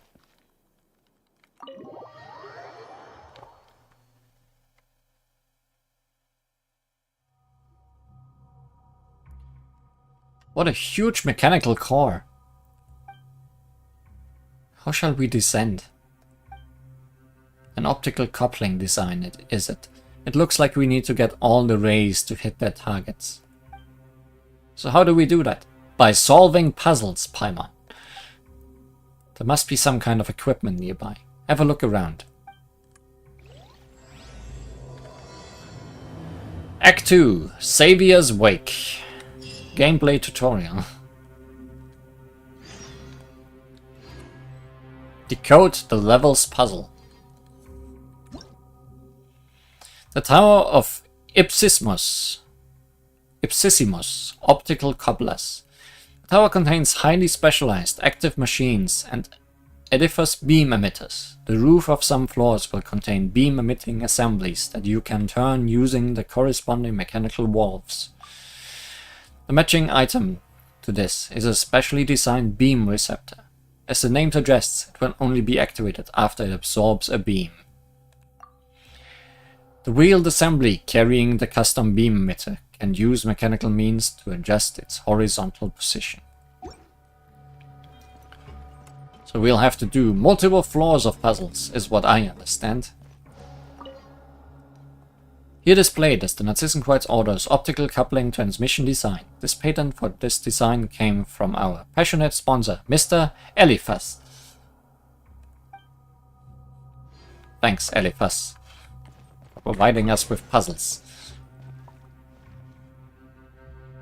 Well, these two lights need to go into these two receptors. Can we do that?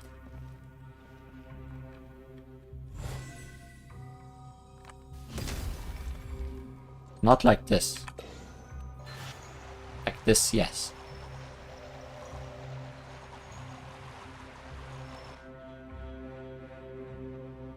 Thanks for being somewhat smart about this. Teleport waypoint unlocked.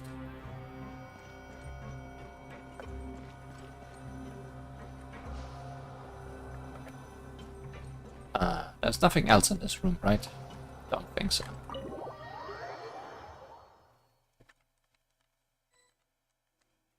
Oh. Interesting. Don't fall.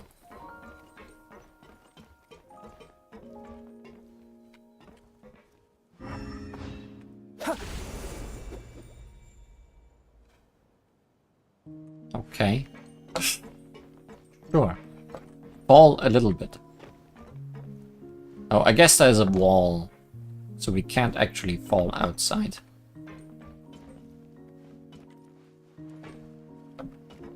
Oh, that was a tutorial.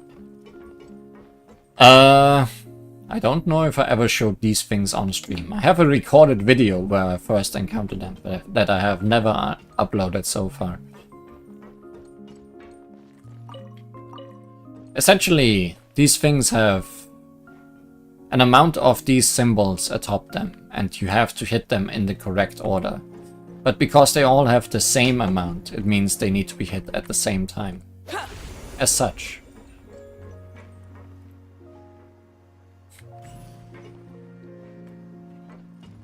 As such, I say, and fail.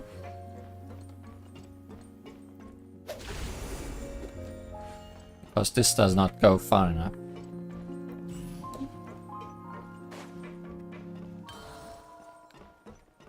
Can I... Well, for one thing, you can move them.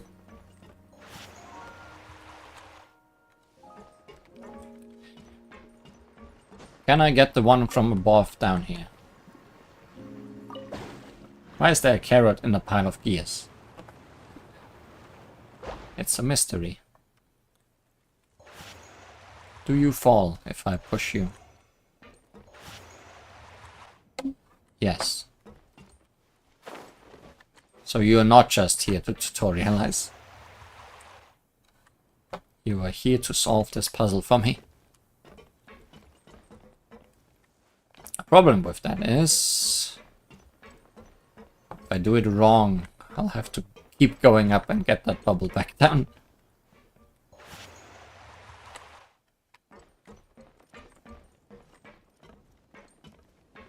Essentially, I have to make sure that all of them are inside an aura.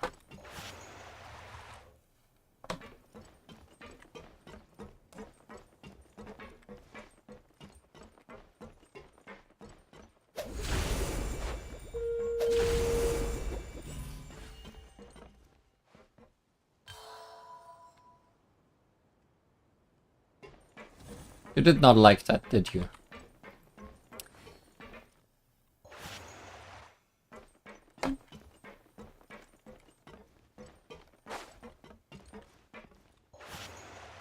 Maybe don't put them that far down. Just enough that they...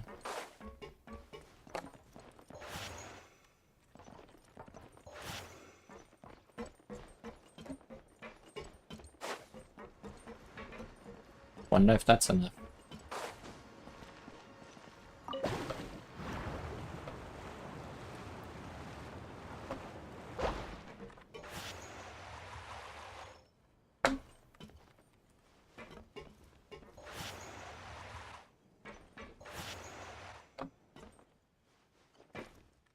Oh, wait, no, I'm dumb.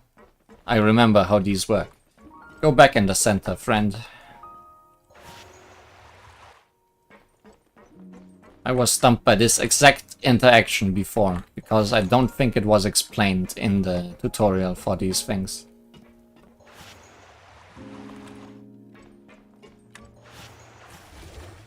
Wow, what a surprise. Big bubble.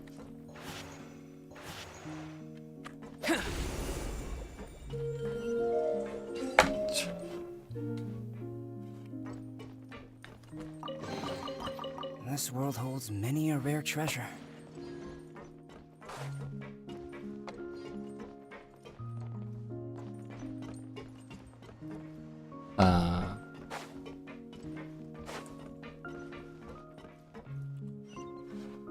Possibly this was also optional.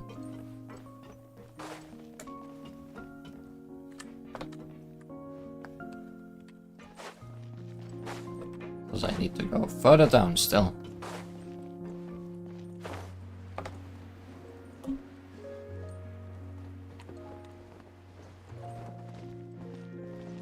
What does this gear hold? Money. What does this gear hold? Money.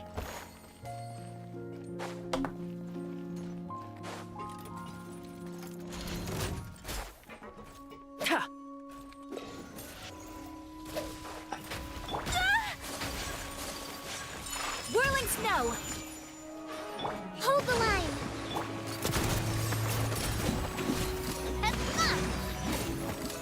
Watch out! Ha.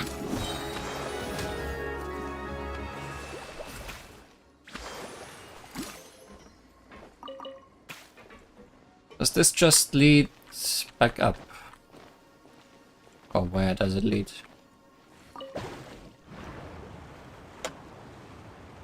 It does.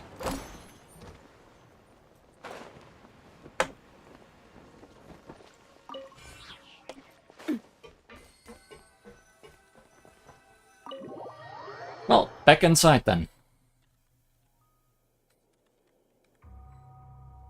What an inviting group of dogs.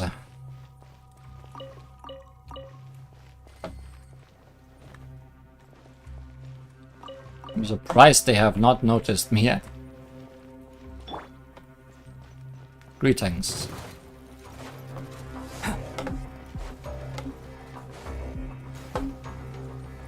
Live! Witness my great undertaking! My apologies! Hey there! A proper send-off! From the Cena with love.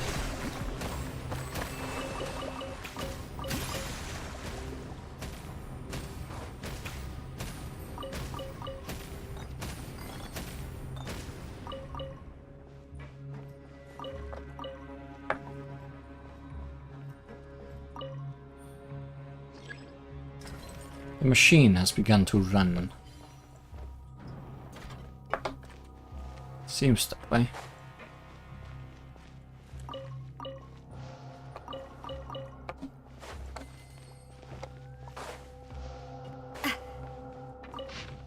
Certificate.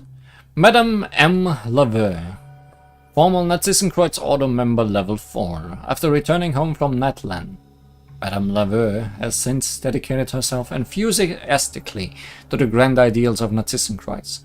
An authority on beauty, she is also highly skilled in divination using making her very popular with the other ladies.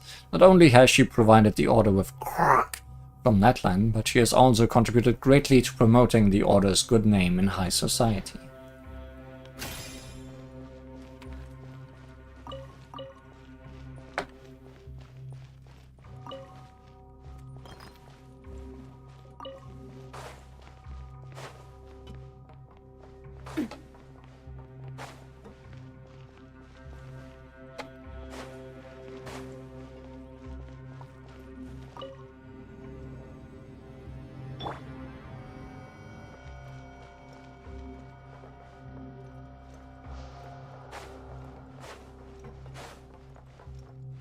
Rest and Reven! Sakura Swirl! Take flight! Yeah!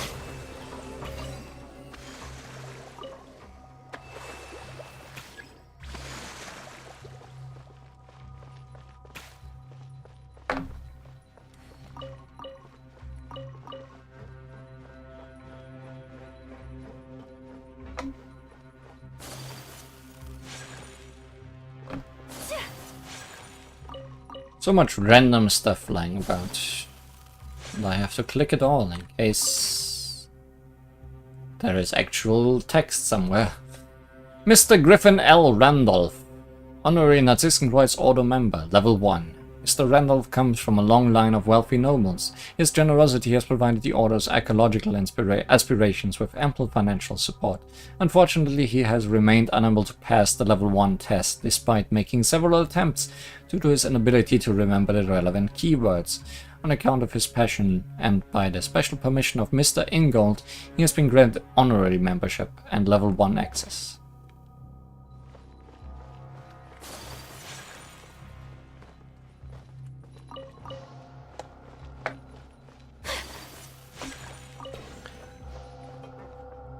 So anyways,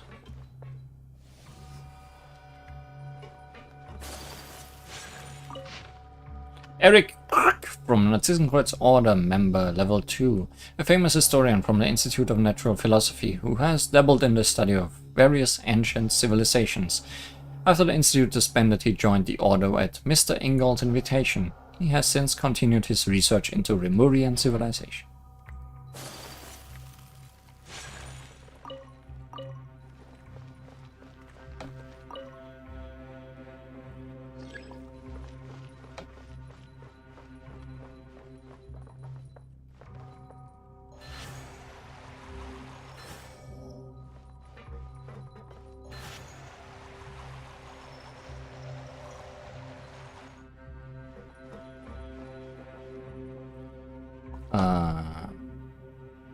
Wrong. Wrongness.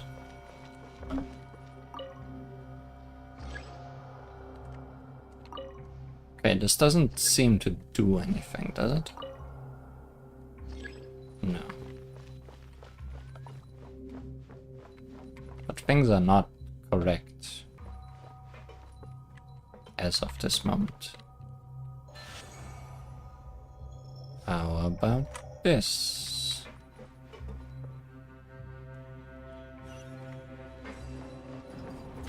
Dog! My apologies.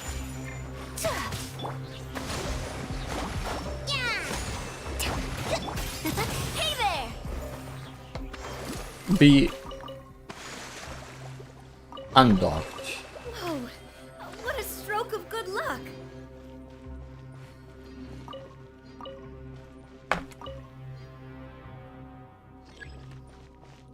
Ah, I see.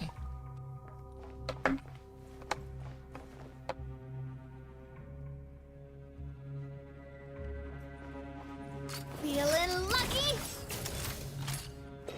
No, because I did the wrong thing.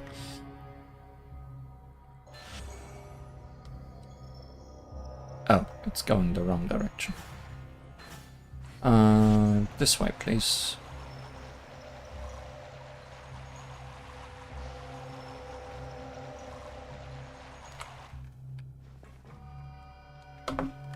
There's nothing else to activate, right? No. So... then I activate this one? No. Or... ah. First this...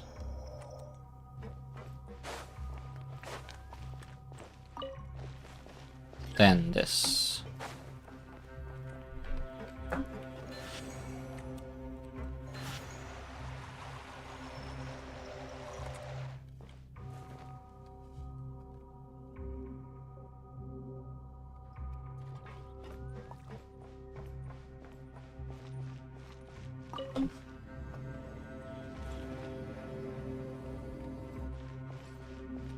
Allow me.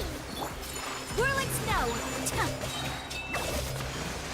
Embrace the ice. Torrent, bring refuge.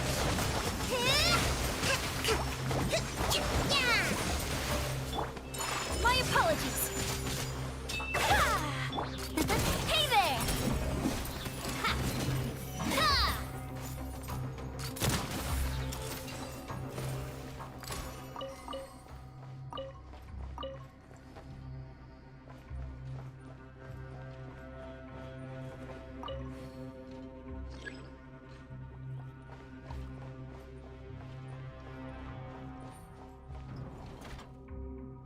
Oh, this was the hardest puzzle yet.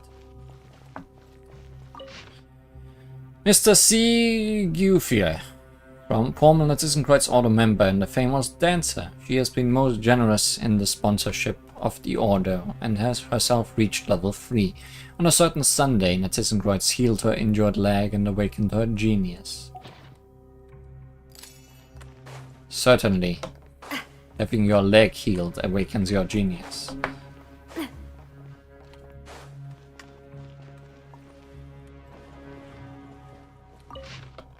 Susanna, honorary Narcissus Order member, level 1. One needs to finish the Order's reading list and understand its ideals to reach level 1. Though Miss Susanna has not achieved this, the fact is, however, that Mr. Ingold and Master Narcissus always get the lucky reward whenever they purchase her scones and cookies, which is why, at Mr. Ingold's suggestion, she was made a level 1 honorary member. Certainly the most important reason for anyone to be of high standing in this order.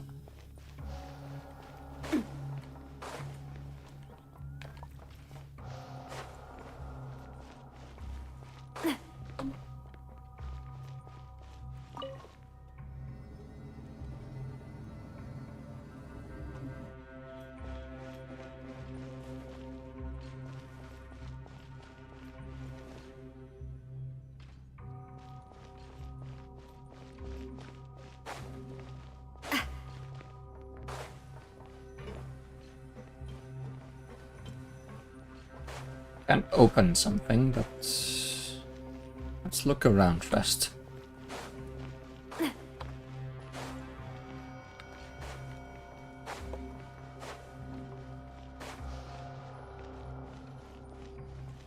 Yes, there is nothing to look around much.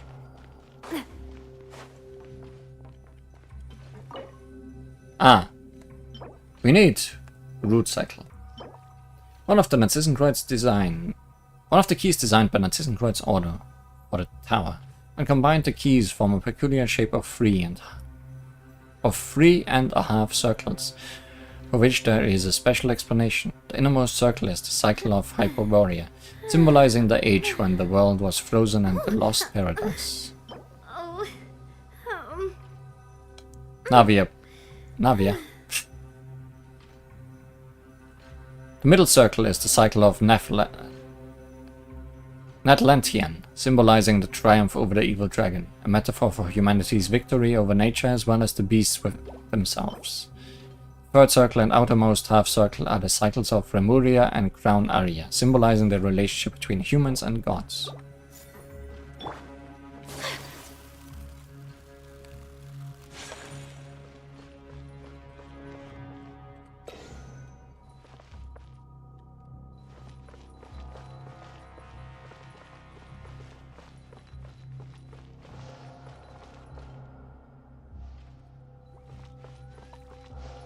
What does it spin at the moment?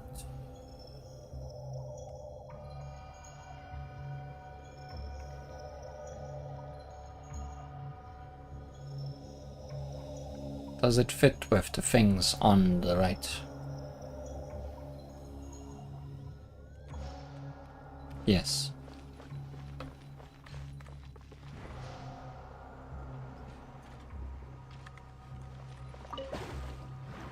Thanks for the massive shortcut of me not having to walk around here. Well, here's the root cycle.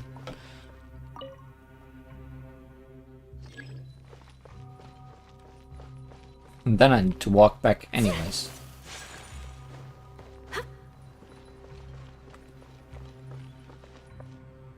So...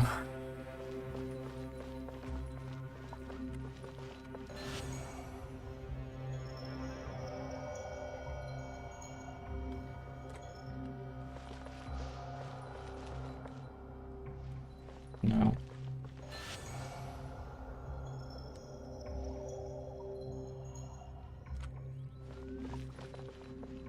Yes.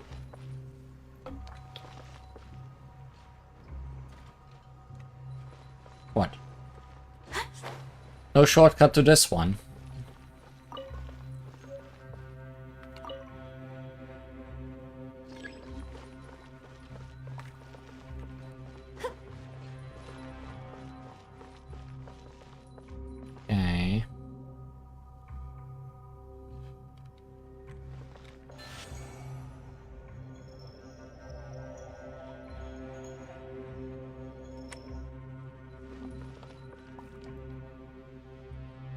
So, here comes the puzzle, I guess.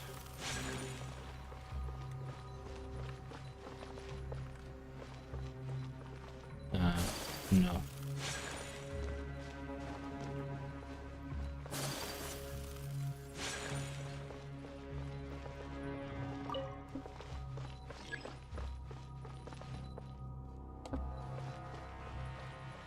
You always all spin, right? Oh no.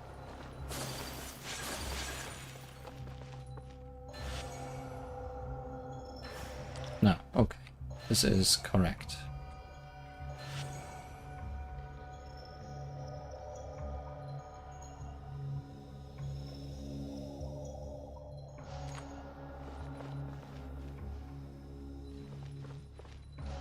And then I move that one up.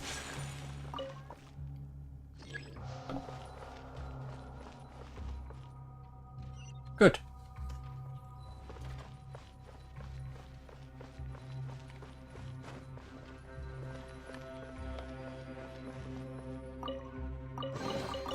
I shall treasure this good fortune. Do treasure it.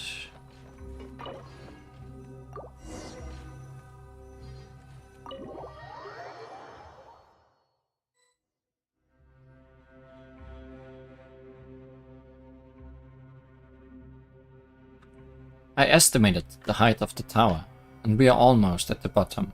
We may have to face Narcissus if we continue to descend. The world is about to welcome its own answer. Will it be destruction or salvation, or perhaps Narcissus' version of salvation? Please, who would want to escape the apocalypse their way? If Paimon has to leave, she'll make Li Huan take her away from Teyvat. I'm going to save everyone. Hey, Paimon wasn't saying she'd just watch everyone bite the dust. There aren't any riddles or pursuers here, so why don't we get some rest and prepare ourselves here? Failing to prepare is preparing to fail. Everyone, the door to the next level seems to be locked. Do you require me to put my engine into overdrive to get enough horsepower to break through? That won't be necessary. We've decided to rest and reorganize here anyway, so we should just be cautious and look around for a key. And if we discover that it is a door without a key, then I'll kick it open myself. Take a break and talk with everyone.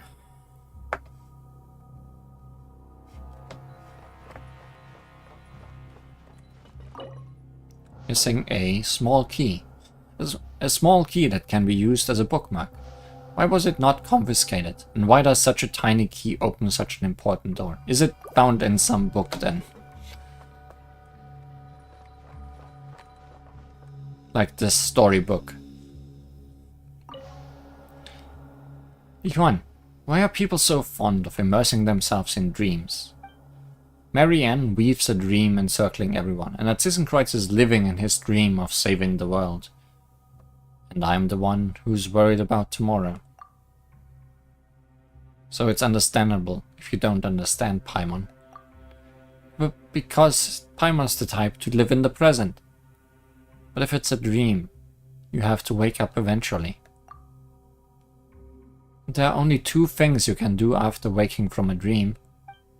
You can try to go right back to sleep and return to the same dream, or you can face yourself in the waking world. And since you've woken up, it's time for breakfast. You can reward yourself with a nice chicken mushroom skewer.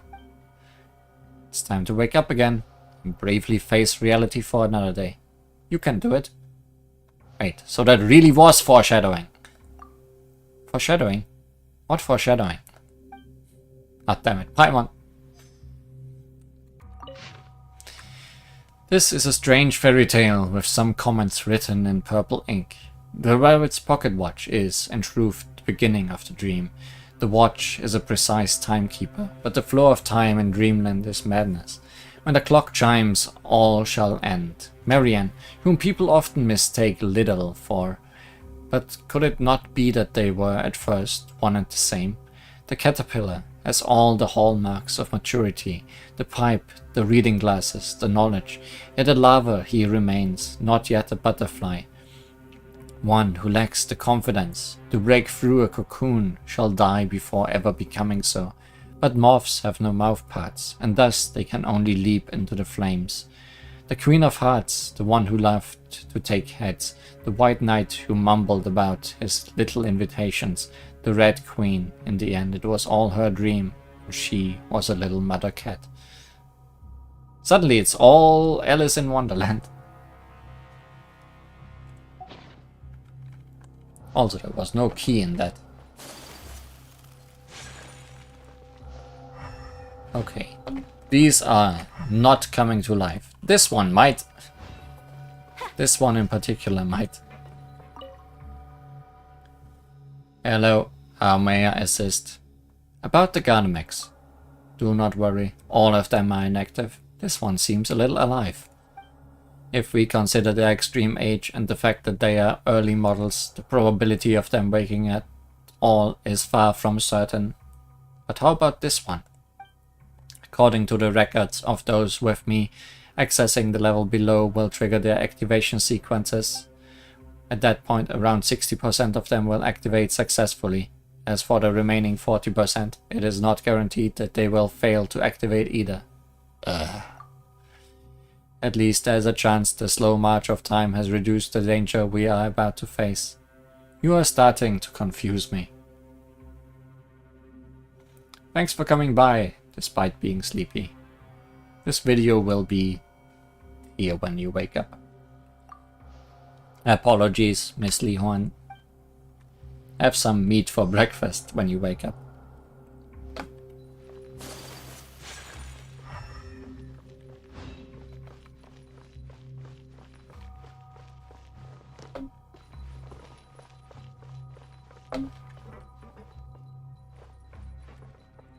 Notes. Red is the foundational principle, the philosopher's stone, while yellow represents gold and mortal temptation. Yellow is simply bait, red is the final goal. However, Kanuria would likely seek the truth for gold's sake before turning that truth into a bread production pipeline. Bread! We must make bread.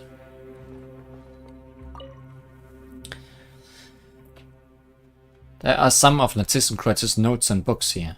Interesting as they may be, none of them have a conclusion. Caterpillar, I have a question. Ask away. The members of the Ordo clearly hate clockwork mecha. So why are there so many gears in this tower? Now that is an interesting question, but all I can offer is my own conjecture. In my opinion, the theme of this place isn't gears, but bells. The chime of bell holds a special meaning even for people like Jacob and Narcissus. A special meaning? But when the bell tolls, the world ends. The adventure is over, or you simply awake from the dream. Who knows?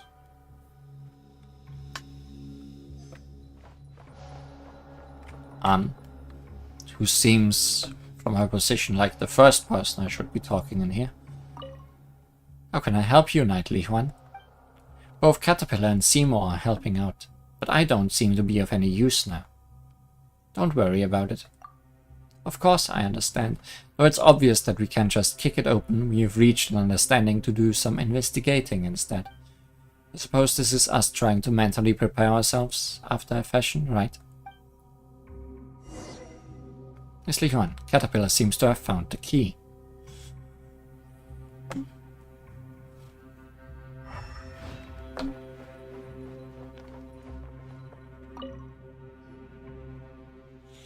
Well, well, guess what we have stuck between the pages, Li Huan? A key that could be a bookmark. Well, it's a key. Indeed, and Seymour's already used sonic imaging to do a rough analysis. It really is the key to that door. If Fontaine's authorities raided this place before, why didn't they find this? Perhaps the answer is that it was simply never raided. Having looked through the notes here, I think I can understand why. Why, he simply closed the door and quietly left. What are you trying to say?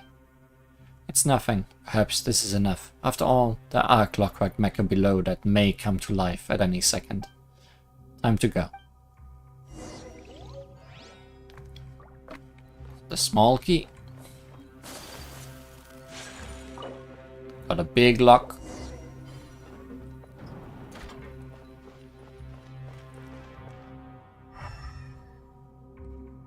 One of these mecha is also possibly coming alive.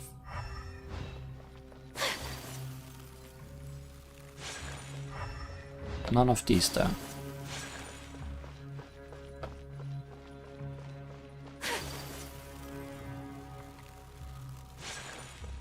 Why are you watching the clock? Whirling snow. Investigation log. The report collates various other reports written during the archaeological studies conducted on the temple ruins, including, as the report includes large amounts of related to said plan, it is only available for internal consumption. It is prohibited to disclose any of the following content in speeches or official publications to external parties. As to how to decipher the stone tablets and bronze slates, we hit a massive roadblock right from the start. Most of the text previously discovered in older Golden Troop ruins and legacy copies we got from collections were all from Fontaine's early nation building stage or later. As such, most of these texts were written in Fontainian script. This time we unearthed a great number of antediluvian bronze slates and stone tablets, which all use ancient Rimurian script. Regarding Rimurian characters, they seem to be some form of phonography, of which we currently only recognize a single-digit amount. For the longest time, we treated them like simple musical notes, and undertook many trials on that basis without any progress. As such, we hit an impasse in our research, until after being reminded by Mr. Eric, we found in an ancient copy preserved in the Institute of Natural Philosophy, made a progress in deciphering the documents. It's the first step in a long journey, but we have already surpassed all previous scholars of the esoteric.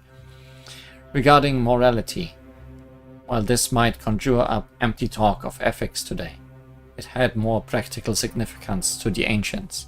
Complete mastery over the body by one's will was considered the consummation of human virtue, a pinnacle that only gods and the rarest of mortals could come close to attaining. Following moral decay, the will became shackled to bodily form, willpower withered, and humanity became entirely enslaved to their flesh. The ancients would see this as a separation from civilization's communal body, and an eternal sundering from music and the divine, becoming next of kin to the beasts.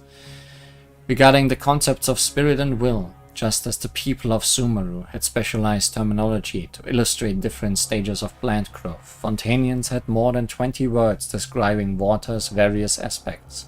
However, the ancient study and differentiation of the spirit reached heights that we ourselves found challenging to attain. While for the most part it was divided into memory, wishes, soul and persona, a spirit's qualities still carried complex distinctions. Among these, the state that came closest to the perfect freedom that divinities possess was named true will, the detachment of human will, with such meticulous research as a jumping-off point. Perhaps it was through this power that the ancients achieved transcendence from the physical realm. Despite this remarkable achievement, they were unable to escape their fate, which appeared preordained. Regarding Fortuna, myth, proverbs, and poetry are all that we have compiled so far in connection to Fortuna. These findings deviate significantly from initial expectations. At best, they could be described as vague interferences and a priori assertions, bereft of quantifiability or scientific rigor. They appear exceedingly rudimentary and primitive when compared to the world formula. Furthermore, as expected, this seems to be an attempt to make up for some shortfall. The ancients even made no small amount of errors in their selection of materials. This was unavoidable. Aside from analysis of the will and the seal of chemical marriage, there was hardly any utility to be found when faced with the fact that the ancients were deceived by such falsehood for 1,000 years. We can only wonder if it was a matter of faith or folly.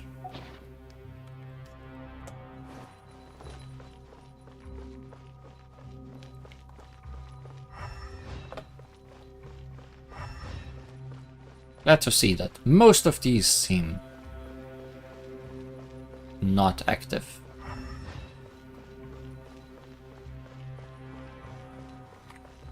And this looks like a boss arena. Or at least a fight Gardemax arena. The combat capabilities arrayed here are quite the terrifying sight. Huh, you changed back, Caterpillar. Well, we do need to be ready for a fight after all. Look. These must be the security installations that were left behind when the tower was sealed. I'm afraid attempting to access the lowest level will trigger the activation sequence. Your guess is correct. I have checked. These clockwork mecha can indeed still be activated. In other words, there's also a possibility that they will fail to activate. You've been here for all these years. Well, this is the first time in all these years that the Holy Blade of Narcissus has been restored. The design from back then is accurate. The Holy Blade itself is the key that will open the final seal. If everyone's ready, let's get started. Break the seal over the primordial sea.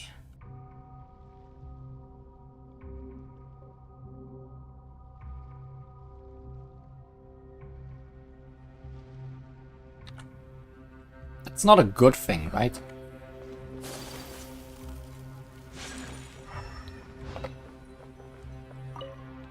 Let's bring this to an end. When the two of you are attacked, my permission will activate, authorizing me to take action against official armed forces. As such, there is no need for concern. Let's go. The final juncture awaits. So this weird water that's visible even underwater is water from the primordial sea, right? Activate. Whoa, it feels like the floor is moving. It's the beginning of the end.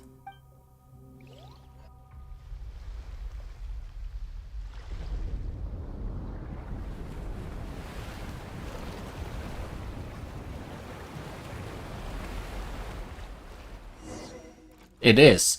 Reactivated mechanism. Special order 172. Execution team. Take flight. Burst forth. Feel this ancient power. Meanwhile, the tower is sinking. Rest and rebuild. Watch out. Possibly that underwater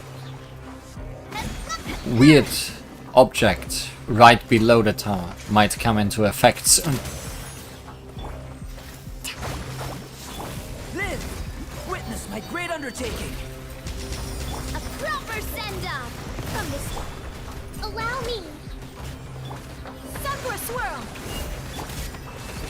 Hey there. Coming at ya. A proper send-off from the Cena with Burst forth. Moment of birth. billowing surge.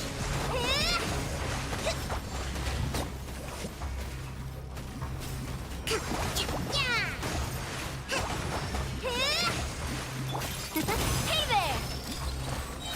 Watch out! Fire! Well, with rocks. Live! Witness my great undertaking. Hold the line. Whirling.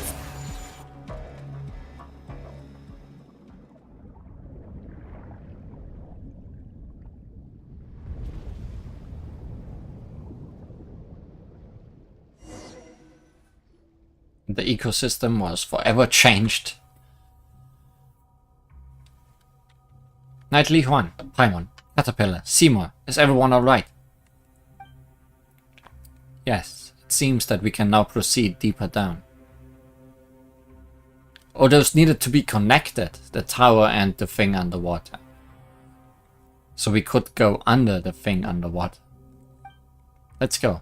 Well, there's still time. There's still a bunch of clockwork mecha here. Go now. Leave this area to Seymour and I. We'll regroup at the Narcissus order. Good luck. There is no need to worry about us. My combat assessment shows a 100% chance of survival. You nod to Caterpillar and Seymour, and then you leap through the seal. Then you leap through as the seal drops. For once, even in this side story, text on black background did not wait for me. Looks like Caterpillar and Seymour are stuck on the other side. Seymour, Caterpillar. Don't worry about them, Anne. They are strong. Besides, we agreed that we'd meet back at the order after all this is over, didn't we? And don't forget, we are both here with you. Hey, it all began with the three of us, and now it will end with the three of us. Kinda poetic. You're right, Paimon. I've seen how strong, smart, and kind you both are. There's nothing to fear with you two here. Nothing to fear at all. That said, Paimon's a little scared herself. There's nothing to worry about. There's no hardship we can't overcome. You have to keep moving forward. Okay. There's no telling what we'll run into next. Let's be careful. Act 3. Waking from the Great Dream.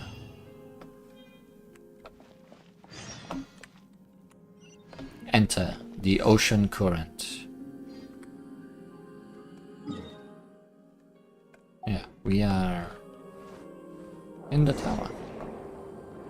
Or under the tower now. Genesis of a certain microcosm. Wow! Is this the primordial sea? Don't touch any of that.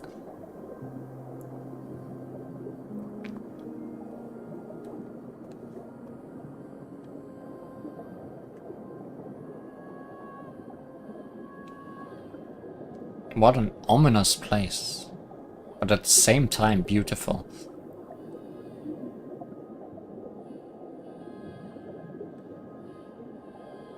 The day of return has arrived. Who was that?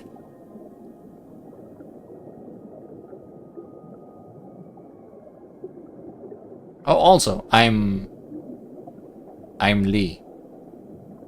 Lee alone.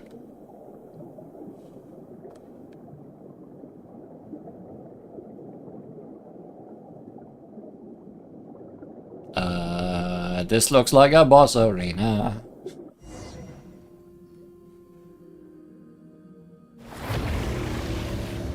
Hi. I sense reason. Visitors, are you the successors to Narcissus? Or are you a threat? You have drawn your weapons. I see your answer.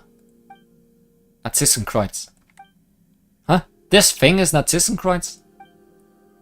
If you have heard my name, then you know of my quest to save the world, and there is a chance that you can be saved.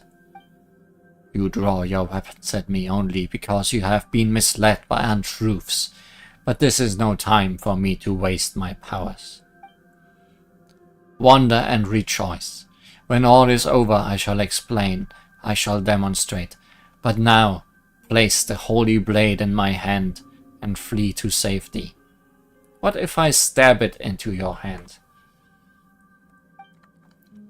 We're not giving you the holy blade. Foolish, foolish, but I forgive you and will save you nevertheless. I can sense that the 4 orphans have been reversed, but the tree of flowing is not yet completed. It is no longer possible to save everyone. I will extend my benevolence as far as possible, even if it makes an overdraft of my own life force. only 5 in 10 can be saved. I will strive to save 6 in 10. Now I shall come to take the Holy Blade. That's Thyssenkreuz, incomplete order of the new cosmos. You really are forcing me into being myself, huh? Why are you so determined to oppose me? Do you not know what that the apocalypse is nigh? Fine, the rights that shall save the world are known to mere mortals.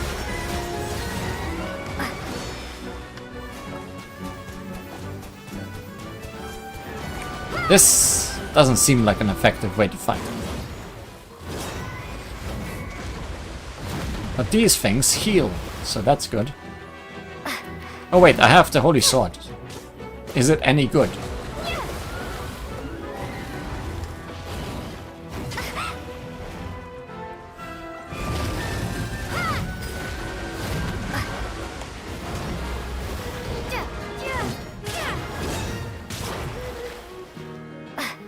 Ah, it appears the violence of the mundane universe.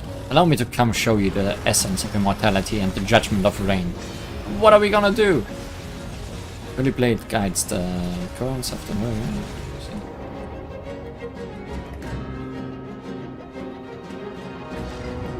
Does reason guide your escape? Futile. You need to avoid those rift-like things.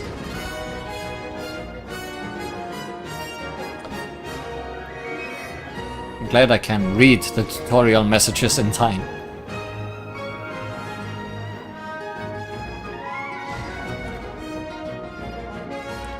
You dare not face the manifestations?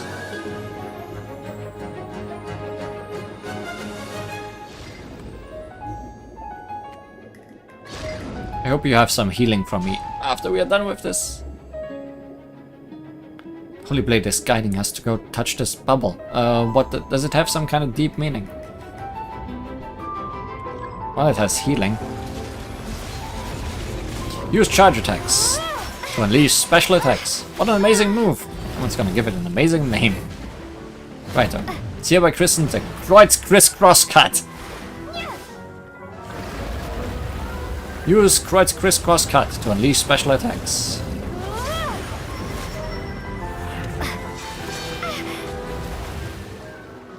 I guess it is short range. And I need to absorb a bubble before I can use it. Good to know. This does a lot of damage.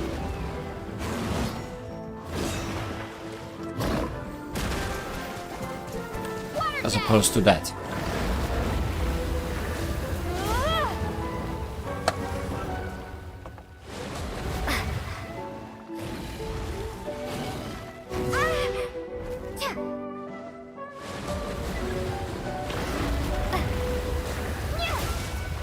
Okay, no. I don't need to absorb the bubbles. The bubbles are really only for healing.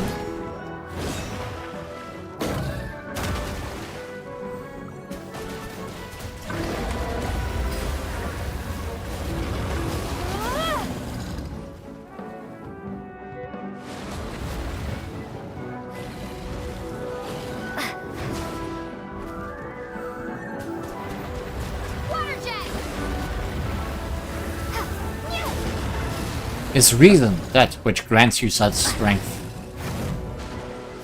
No, I've noticed. Have you always been in that realm that I pursue? Oh, you who are equal to a world.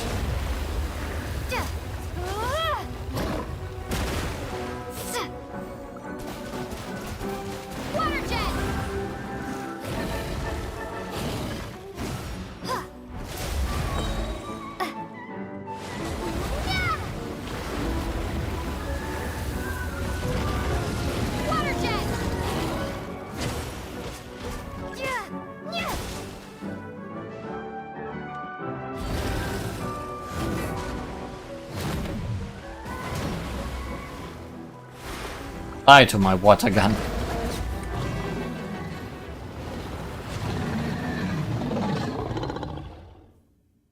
Impossible. I have already reached the stage of no return. How have I fallen to this point? And I have lost all control of the primordial sea. Why?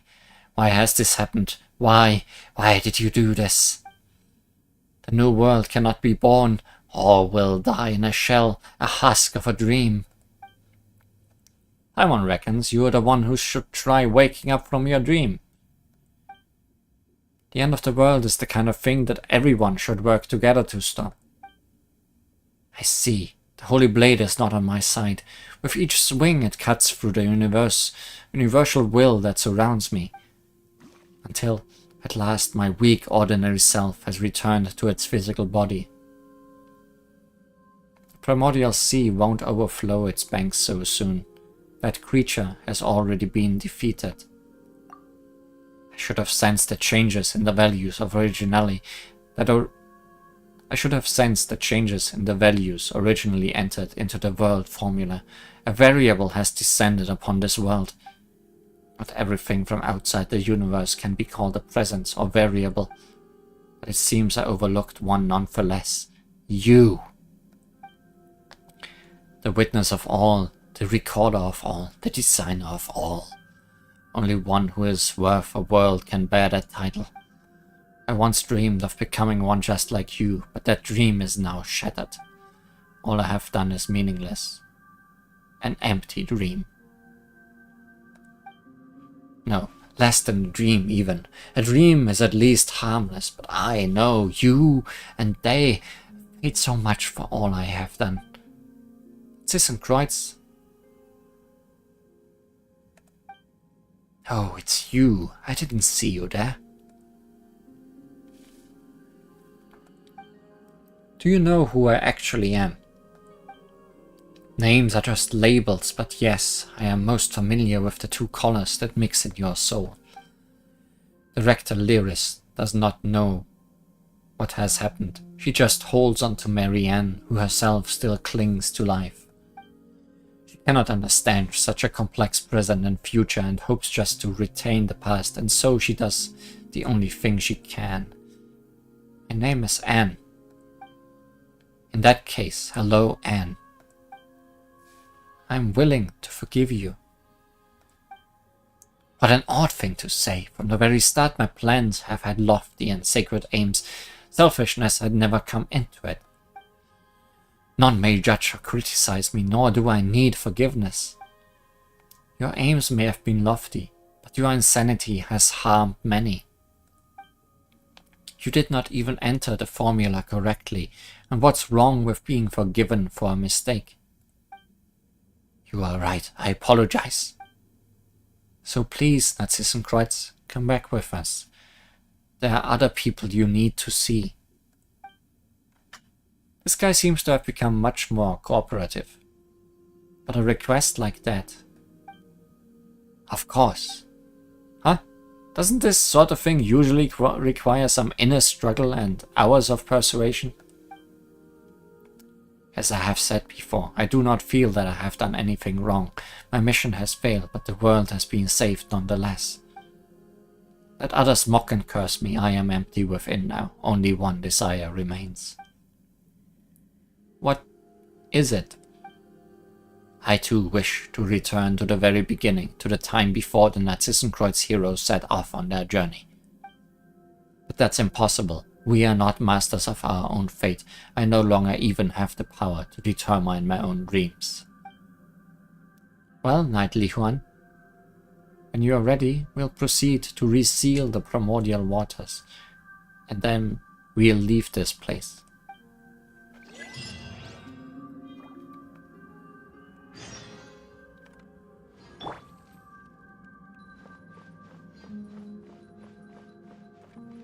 Cannot go for a swim in the primordial sea.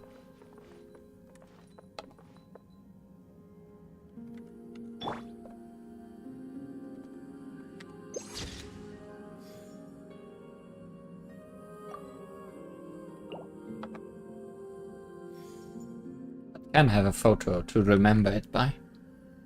And I think Albedo kinda fits.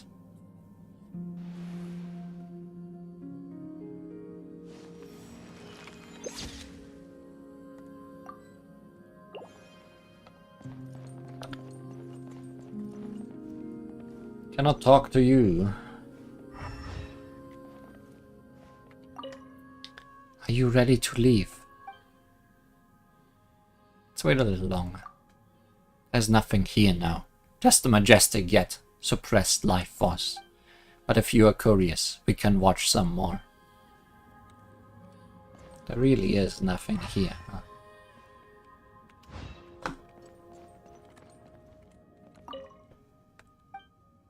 Let's go.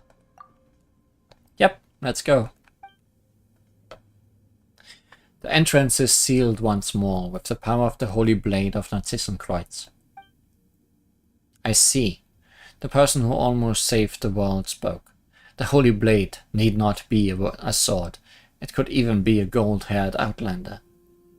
And now the younger sister, who never stood forth as part of the adventure, has grasped the sword at last. With that, you return to the Narcissus order.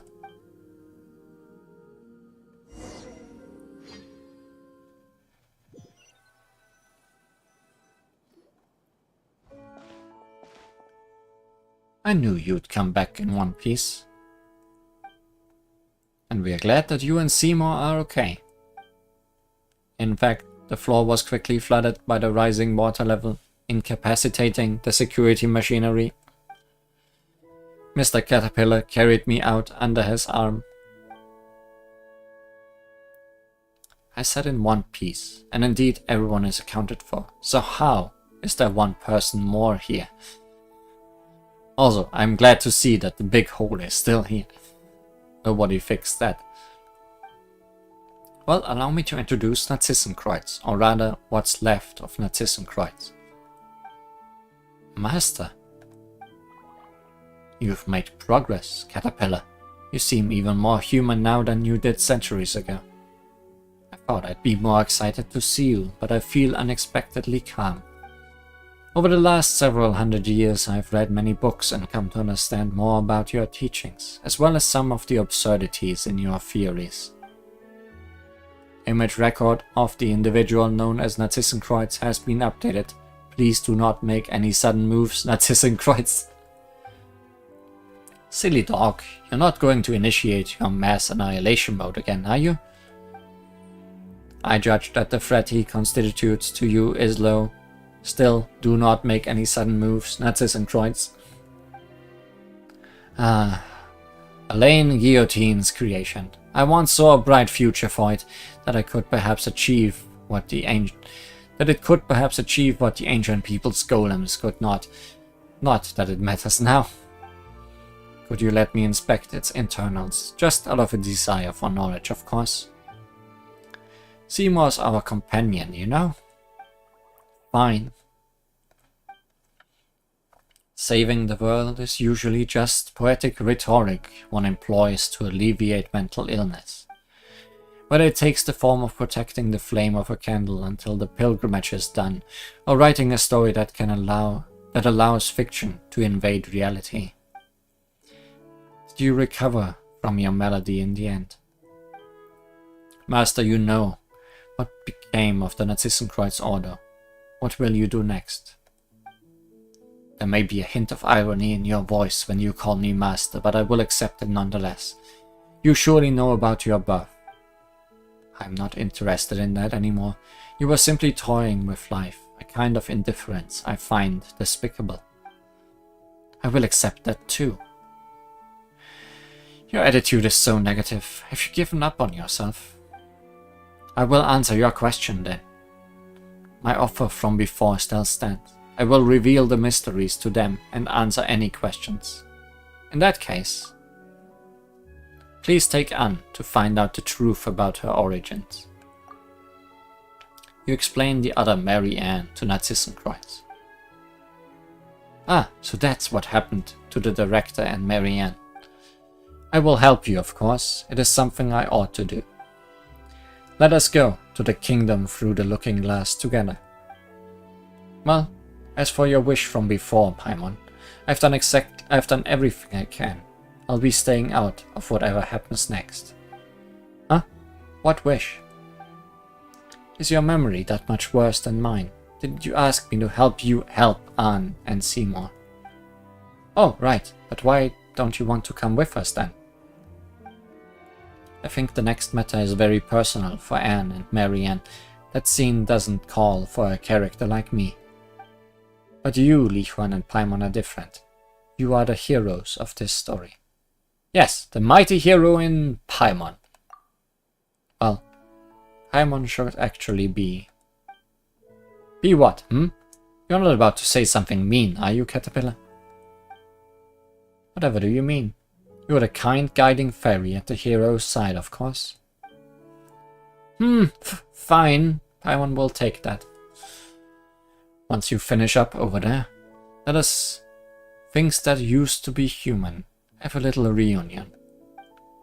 Should I go with Miss Li Huan then?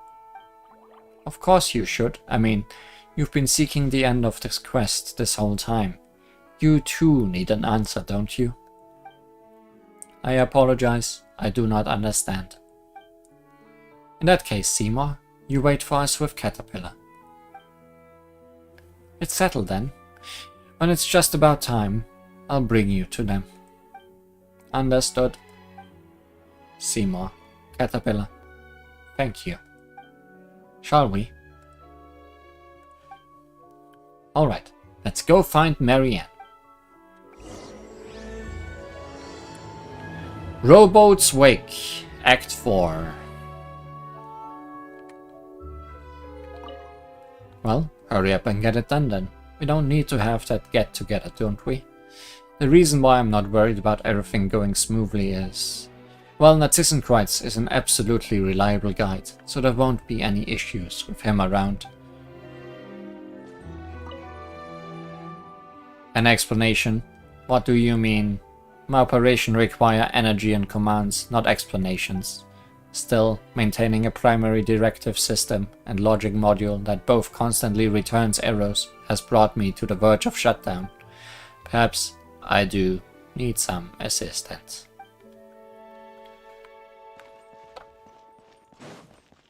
What happened to the table anyways that was here? It just disappeared. Iopan, that which lies beneath the great sea. The purpose of this line is in the ritual scripture is to forsake the self and sink into the abyss, and in the abyss to welcome rebirth as a holy infant. The origin of this is a tragedy of unknown provenance that has been passed down by persons unknown to this day. Said play is called Ajax, or Ayas.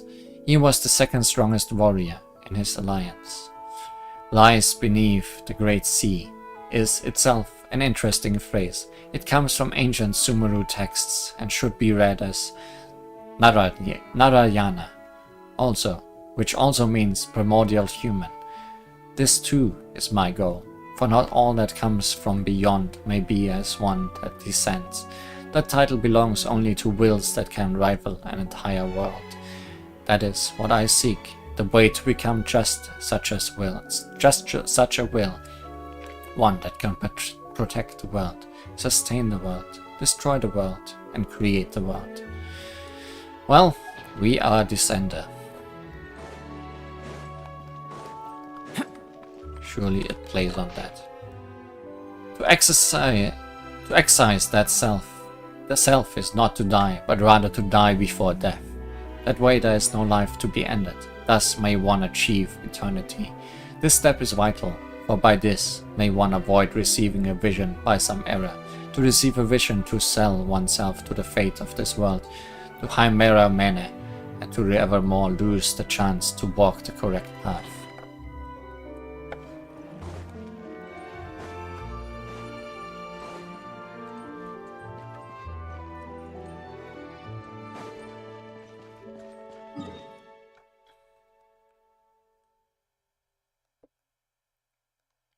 Where are we? Nowhere, perhaps.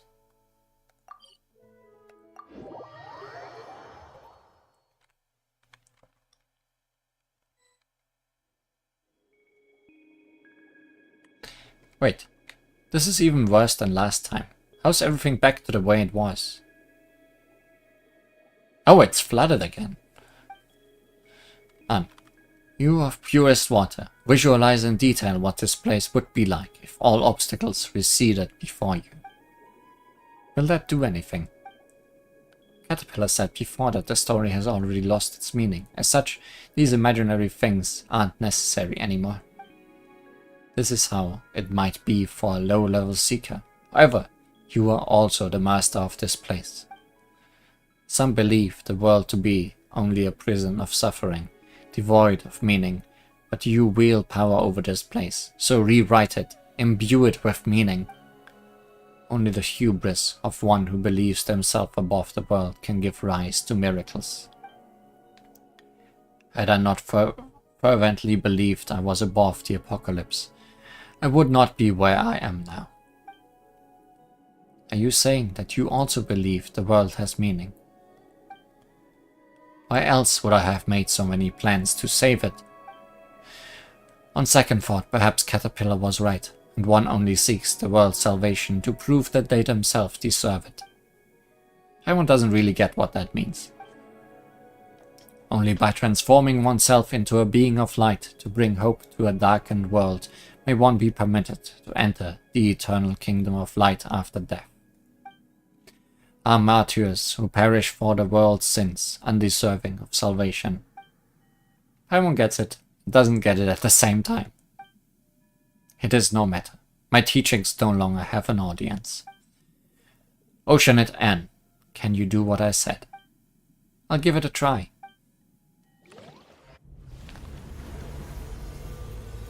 The dragon returns.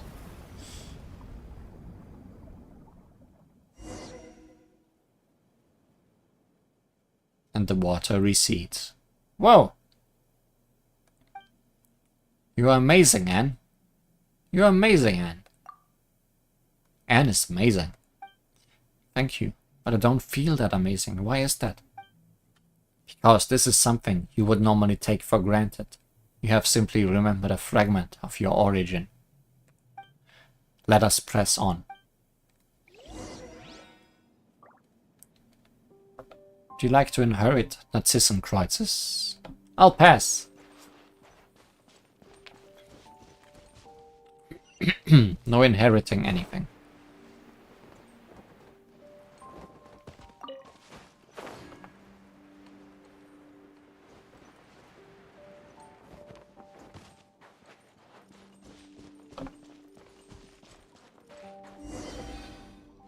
Let me see what I can do.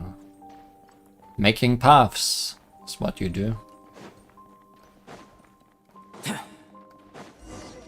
Go back. Look out for the rear. Allow me. You're getting the hang of magic, it seems.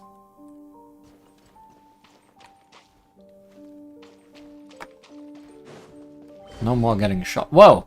We'll make it up faster this way. You are having fun.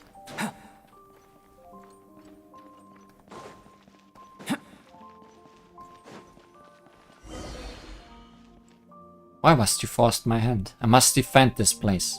Ah, so many, deployed like that. This is just bombarding. I'll also have people I must protect. Knight Juan. Dodge the cannon fire and break through the bubble formation. Go back.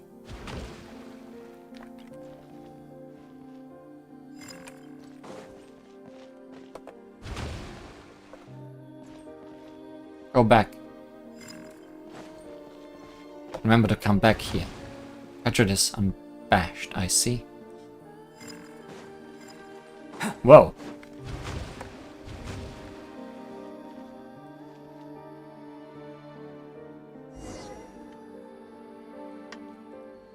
Go back.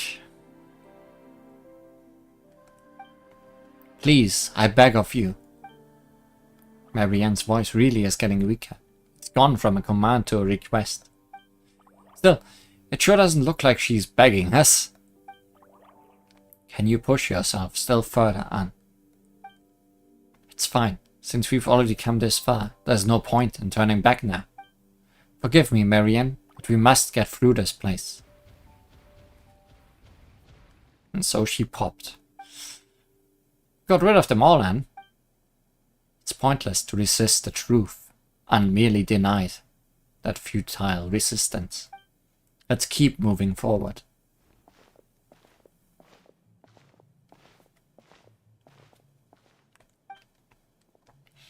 The door here is shut. How are we going to get inside now?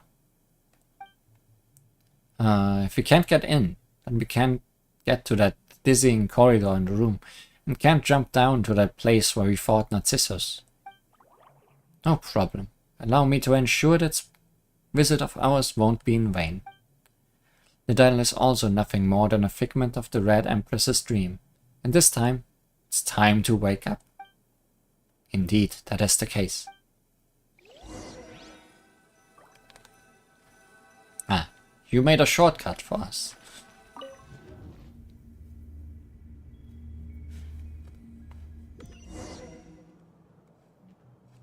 That makes it easier. And this is indeed where we fought Narcissus.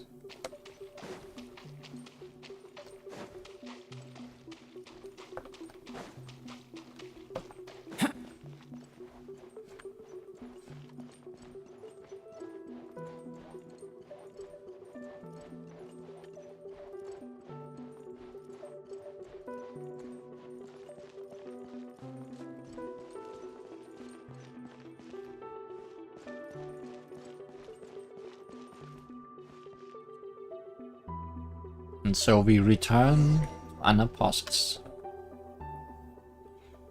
Why? Why couldn't you just leave us here in peace? Marianne! We should be able to help you this time. Please let us in. No, I don't need your help. Please leave, I'm begging you. Princess Lyris, your story should have you living happily ever after. I won't give up. This barrier is composed of an extremely hard and resistant will. The holy blade is in your hands now, Dijuan. If Paimon remembers correctly, the holy blade should be able to cut through any will that comes from water. Correct, clever one. Got it. Sorry, Marianne.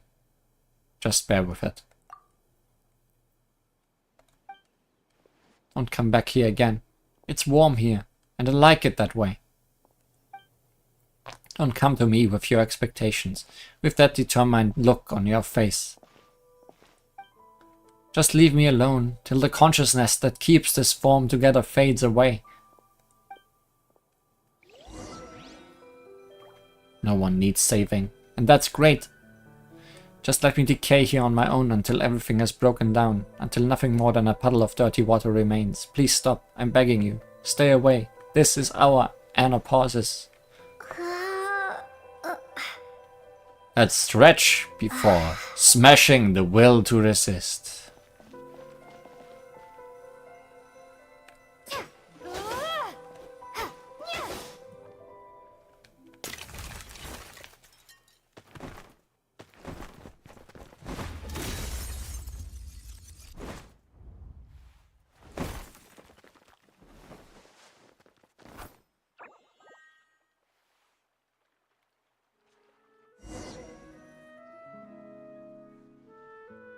Why are you doing this? Is the truth really that important? What's wrong with forever dwelling on dreams of the past? It may be that the truth isn't that important. But the future is. Indeed, even if you all regard me as a villain, I have never once given up on the future. Wait, you are... That is correct. I am Narcissus. Renee! Yes, I am Renee. This is who I am now. I'm most pleased to see you both, as well as Anne. Your present state could be said to be something beyond human or oceanate, a state of transcendence. As human is to ape, so is superhuman to human. You are now the meaning of Fontaine itself. Is this really a good time to be saying this sort of stuff? You don't think about anyone else's feelings, do you, Narcissus? My apologies. I am responsible for the circumstances that led us all here. It's okay. I've already forgiven him, Marianne. Please, look at this. This is...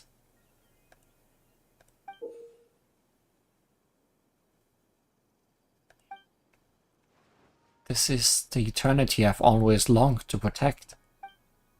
Renee. Yes? I can't forgive Narcissus just yet, but Renee is a different story. The Narcissus Institute was our home. Why did things turn out this way? It was likely doomed to be thus from the moment Elaine had us act out the story of the hero Narcissus and the evil dragon over and over. I too missed the way things used to be, but Narcissus was born out of the delusion of salvation, and what a protracted dream that was. But I was aroused from that dream. Now it is your turn. It's not a contradiction to accept your past as well as how you'll live your life going forward. That's what Caterpillar told me. The apocalypse has been stopped, and the future is full of possibilities.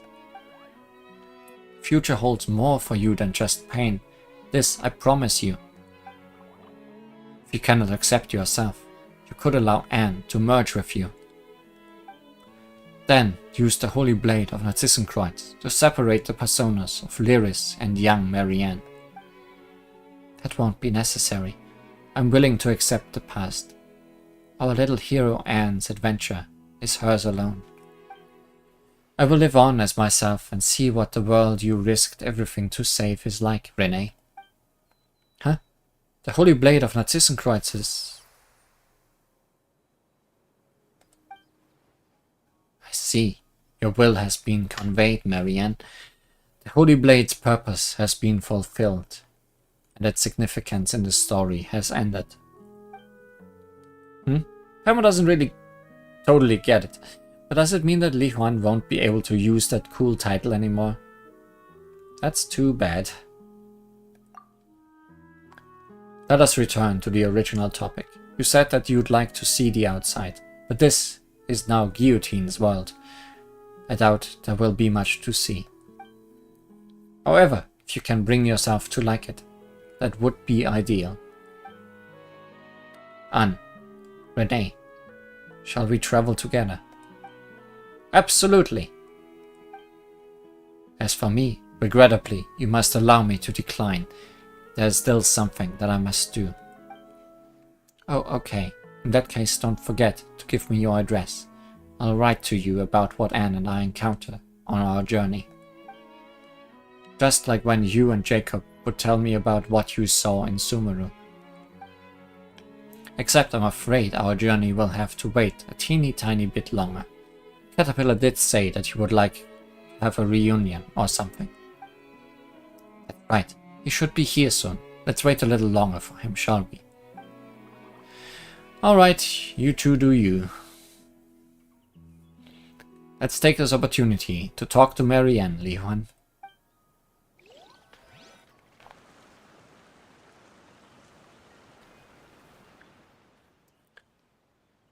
Perhaps I should have proposed a toast to us who were once human. Though I don't think any of us could imbibe the way we are now. Was there anything that could not be said before we set off? I'm just giving you a chance. It may not have been a good time for you to say some things back there. You could tell, well, it cannot be helped. I have expended too much of my power. I shall not remain able to maintain myself for long. But why? We worked so hard too. But before I disappear, tell me what you have learned over these last few centuries. I would like to know what sort of dreams you had. Until I met Knight Li Huan and Paimon, I was always searching for Princess Lyris. Even after learning the truth, that I was just a character in someone's dream, I have no regrets. That's because I've already completed the best and greatest adventure of all. Perhaps my reward is being able to turn my dreams into reality. I was just going back and forth between prison and books, occasionally dreaming about parts of my previous life. There were times when I wondered whether the butterfly became me or I became the butterfly. But once I awoke, I would realize that I was only a caterpillar. The butterfly is also me, but whether it's the future or past me is hard to say. Dreams, magic, memories, esotericism. All that I once held dear now seems worthless to me. During the first 10 years, I focused all my power on preventing the dissipation of my will. During the years that followed, I used the potent will to construct a universe within myself to resist my coming fate. That is how I held on. I suppose it is the same for you. To build a beautiful dream out of the ruins of what was once our home, that is an incredible thing. Marianne was right. It is warm here. Yes, I know. I grow weary. Anne, please leave me here. Farewell. He never did change his name back to Renee, did he? What if life is just a dream? Oh, so this is where the adventure we and Anne had came from. No wonder everything was so chaotic. It wasn't finished.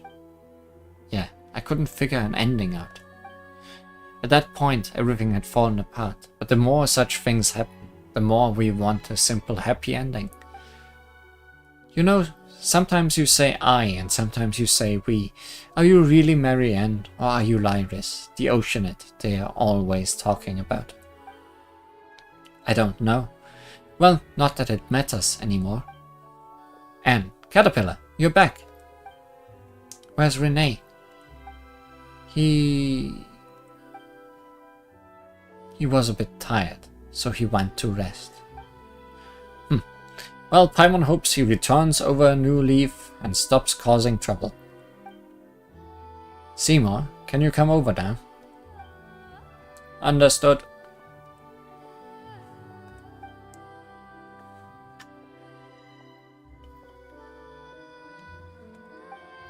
Miss Marianne. Miss Marianne. Your new hair and eye colors are simply dazzling. Honestly, you silly dog, is that all you can say? My language center is unable to express the information I am processing. I know, you're the same as ever. Sorry, I missed you so much.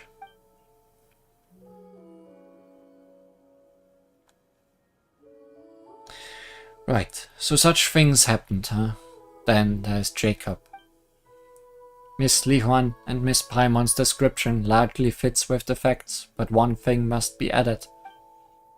My power output during combat has been far below expectations. This is because over 30% of my components were damaged during the battle at Elinas and have not been maintained since. I hope you will consider this when evaluating my performance and will not choose to scrap me.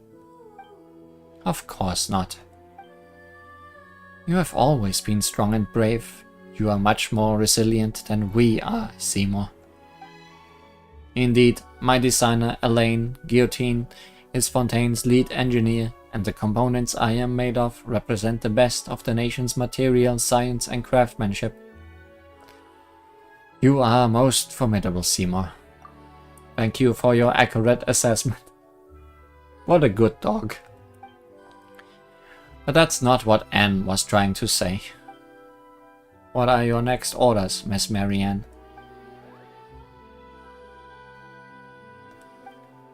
You decide, Marianne. As far as Seymour is concerned, I'm just Anne. Seymour, what would you like to do? My primary directive is to accompany and protect you, Miss Marianne, on behalf of Elaine Guillotine. Oh, you silly. Those were my brothers, Elaine's instructions. I'm asking you what you want to do. I once promised Miss Mamet that once I found my mistress, I would return to her coordinates and thank her. And that was correct of you. Good dog.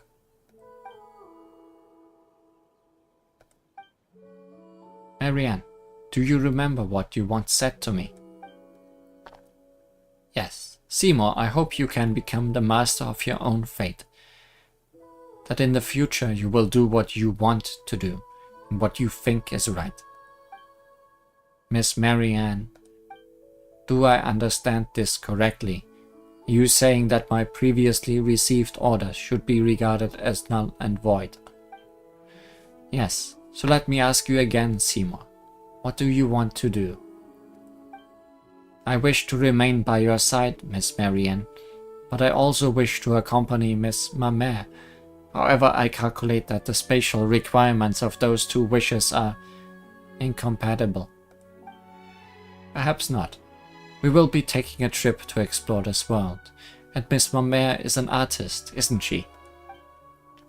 Then let our journeys coincide. We will leave our footprints in the deserts, in the forests, and in the snowfields, in the lost ancient city of Ys, and in Arcadia, and in golden Hyperborea. We will enjoy the sights we see and the stories we write together. What do you think, Seymour? I find that a very reasonable suggestion, Miss Marianne, but I will need to ask for Miss Mamère's consent. Yes, of course. Let us agree to meet here.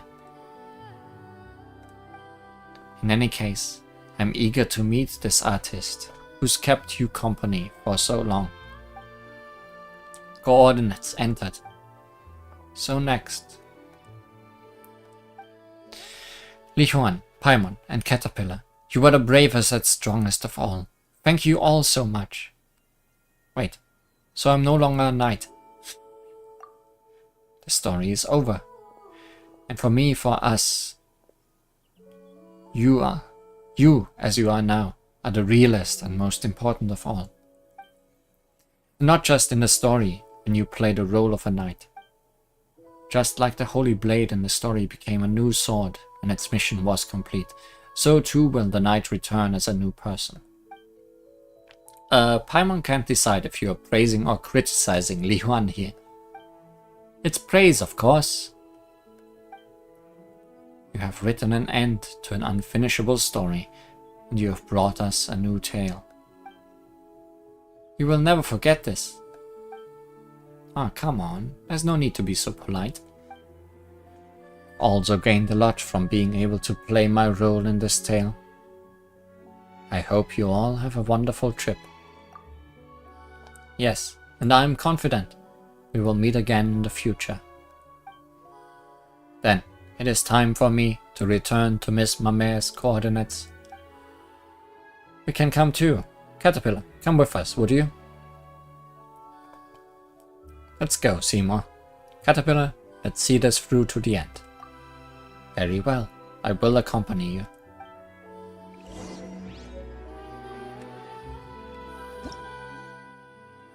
Sword of Narcissenkreuz.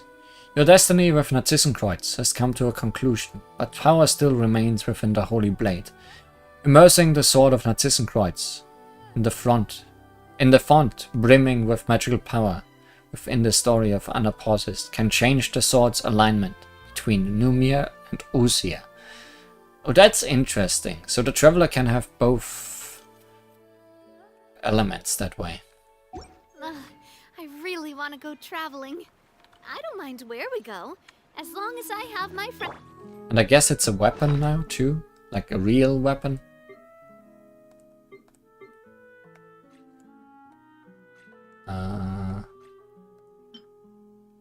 Ultimate Overlord's Mega Magic Sword. That's not it. But that one's also worth taking a look at. Sword of Narcissenkreuz. Hero's Blade. When the equipping character does not have an arc, a normal attacks, charge attacks, or plunging attacks, strike a Numia or Usia Energy Blast will be unleashed, dealing 160% of attack as damage. This effect can be triggered once every 12 seconds. The Energy Blast type is determined by the current type of the Sword of Narcissenkreuz. A sword whose power faded when the story ended. It will now embark upon a new journey with the power that remains within it, which commemorates a certain great dream.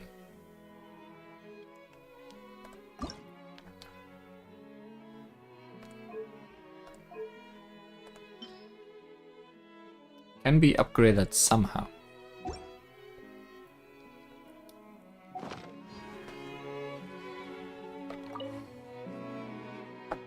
Where would you most like to go right now, Marianne? Well, I've remained for far too long in that imaginary past world. The world must have changed a lot after hundreds of years. I want to see this world beyond the glass wall. I want to experience new stories. Are you afraid, Marianne?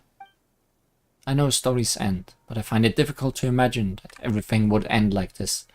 From the moment I was born, the Narcissus kingdom was everything to me. I understand that you are feeling more uneasy than I am. You were born for the story. From now onward, you must start your own story. Anne's story. And I must slowly step away from the looming shadow of my past. Neither Lyris's memories nor Marianne Guillotine's represent who I am now. We have a long path ahead of us, Anne. But I know you'll be alright. If you find yourself feeling afraid, we can come back here. Even if only ruins remain, a seed that drifts here will bloom. So long as we remain, we can always rebuild a new home. Also, I realize now, no, that blade is not for the Traveler, because the Traveler has an alignment herself. But it is for every other sword user to be able to use Numia and Usia, if they are not from, even if they are not a Fontaine character. Anyways.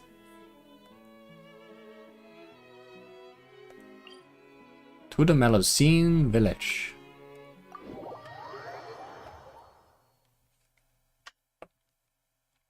I find it very nice that we are cleaning up all the loose ends.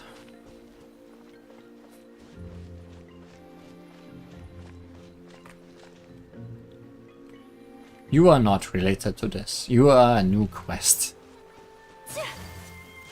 I guess this is a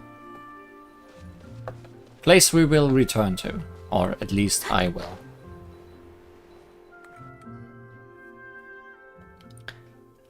Li Yuan and Paimon and Seymour. You knew to come back. Ah, is it just Paimon or do you sound a little angry, ma mère? Yes, even without Li Yuan and Paimon's help, my positioning and navigational modules would have allowed me to return. Incredible. Wait, so you are just surprised? Well, I knew you wouldn't disappear with the token that symbolizes my life and birth. I also knew that Li Yuan and Paimon would be sure to bring you back. Returning to your side is what I want to do. It's not a concept I fully understand, but logic prompts me to do this. I believe this is correct. That's kind of complicated, and I can't say I understand, but never mind. It's just good that you are back. Oh, and this is... Hello. Don't worry about me, I'm just along for the ride. Is that so? Well, you are a fascinating caller, and regardless, I am delighted to see Seymour. I haven't heard from father since the message Li Yuan passed on, and then Seymour left. It was difficult for me.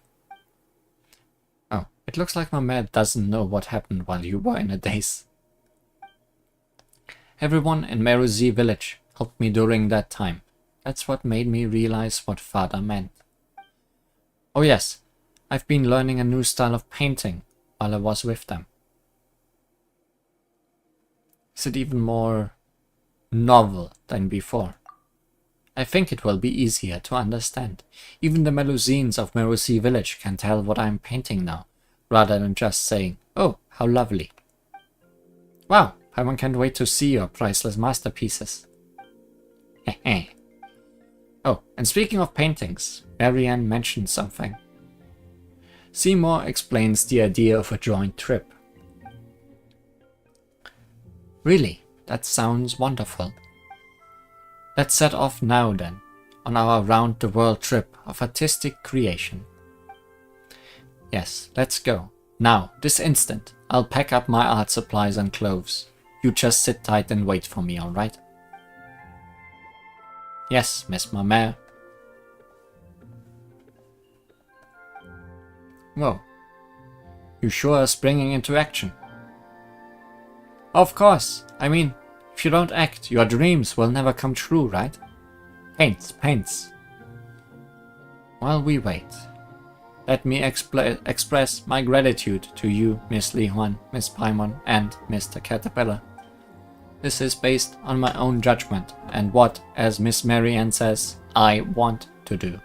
With your help, I have finally been able to complete my task. However, I still do not understand what it means to become the master of my own fate. Fate, you see, is a concept humans create to help them understand things. It is not real. Whoa, Paimon doesn't know how to explain this now. Didn't they tell you? Just do what you want to do. If you always do what you want to do, you will become the master of your fate. I see, and what I want to do now is to sit here and wait for Miss Mamere. Okay, in that case, Paimon wishes you all a good trip. Thanks, Paimon. Paintings to give them, paintings to give. Be a good dog and look after Mamere, alright? I will. It is what I want to do.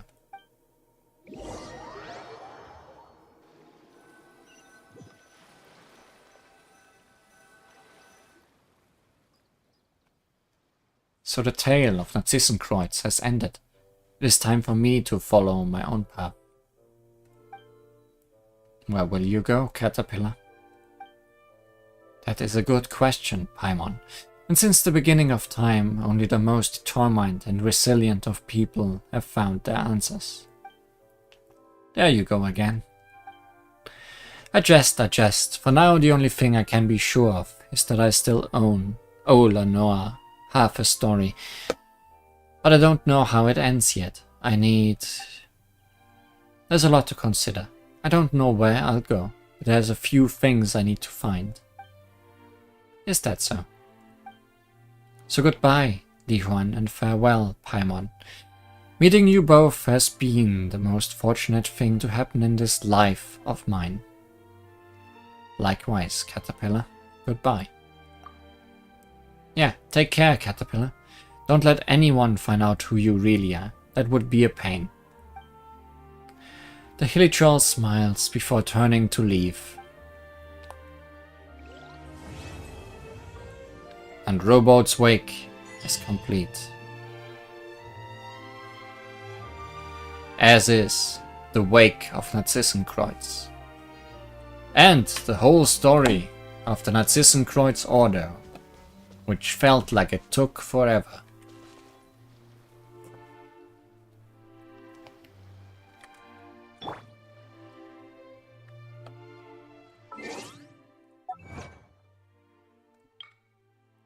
One involved in the matter, learn the secrets of the Narcissenkreuz Order and defeat Jacob.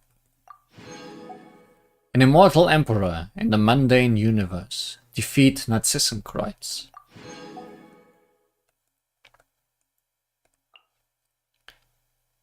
Despite the barrier between us, defeat the Inquisitor's Baptist without destroying its metal shield. Okay.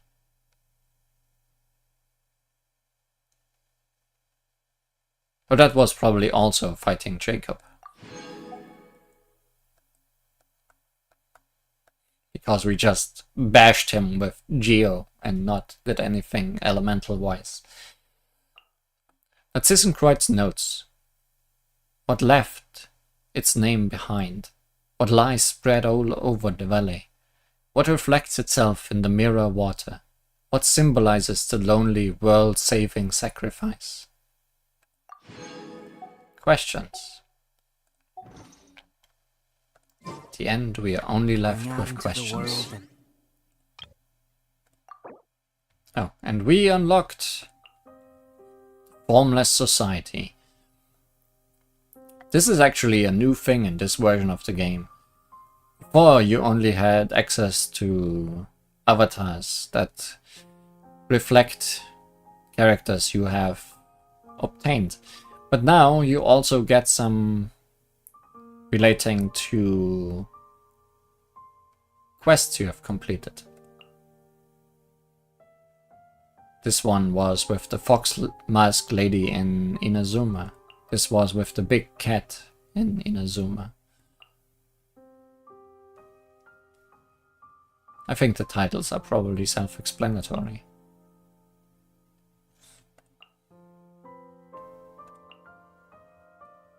This one probably also took a lot of work. As did this one.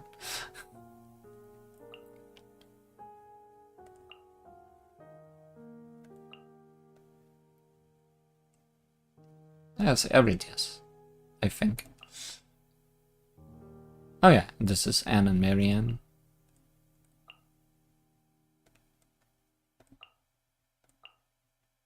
And then there's 3 that I don't have yet. One of them is a cat. Complete Fontaine Research Institute Chronicles. I guess that it's something we should do at some point, because we did start that one as well. That one I started off screen in the same video that I talked about much earlier in this stream that I have recorded. Haven't uploaded yet. I really should upload that at some point. And Canticles of Harmony. That one I have no idea about.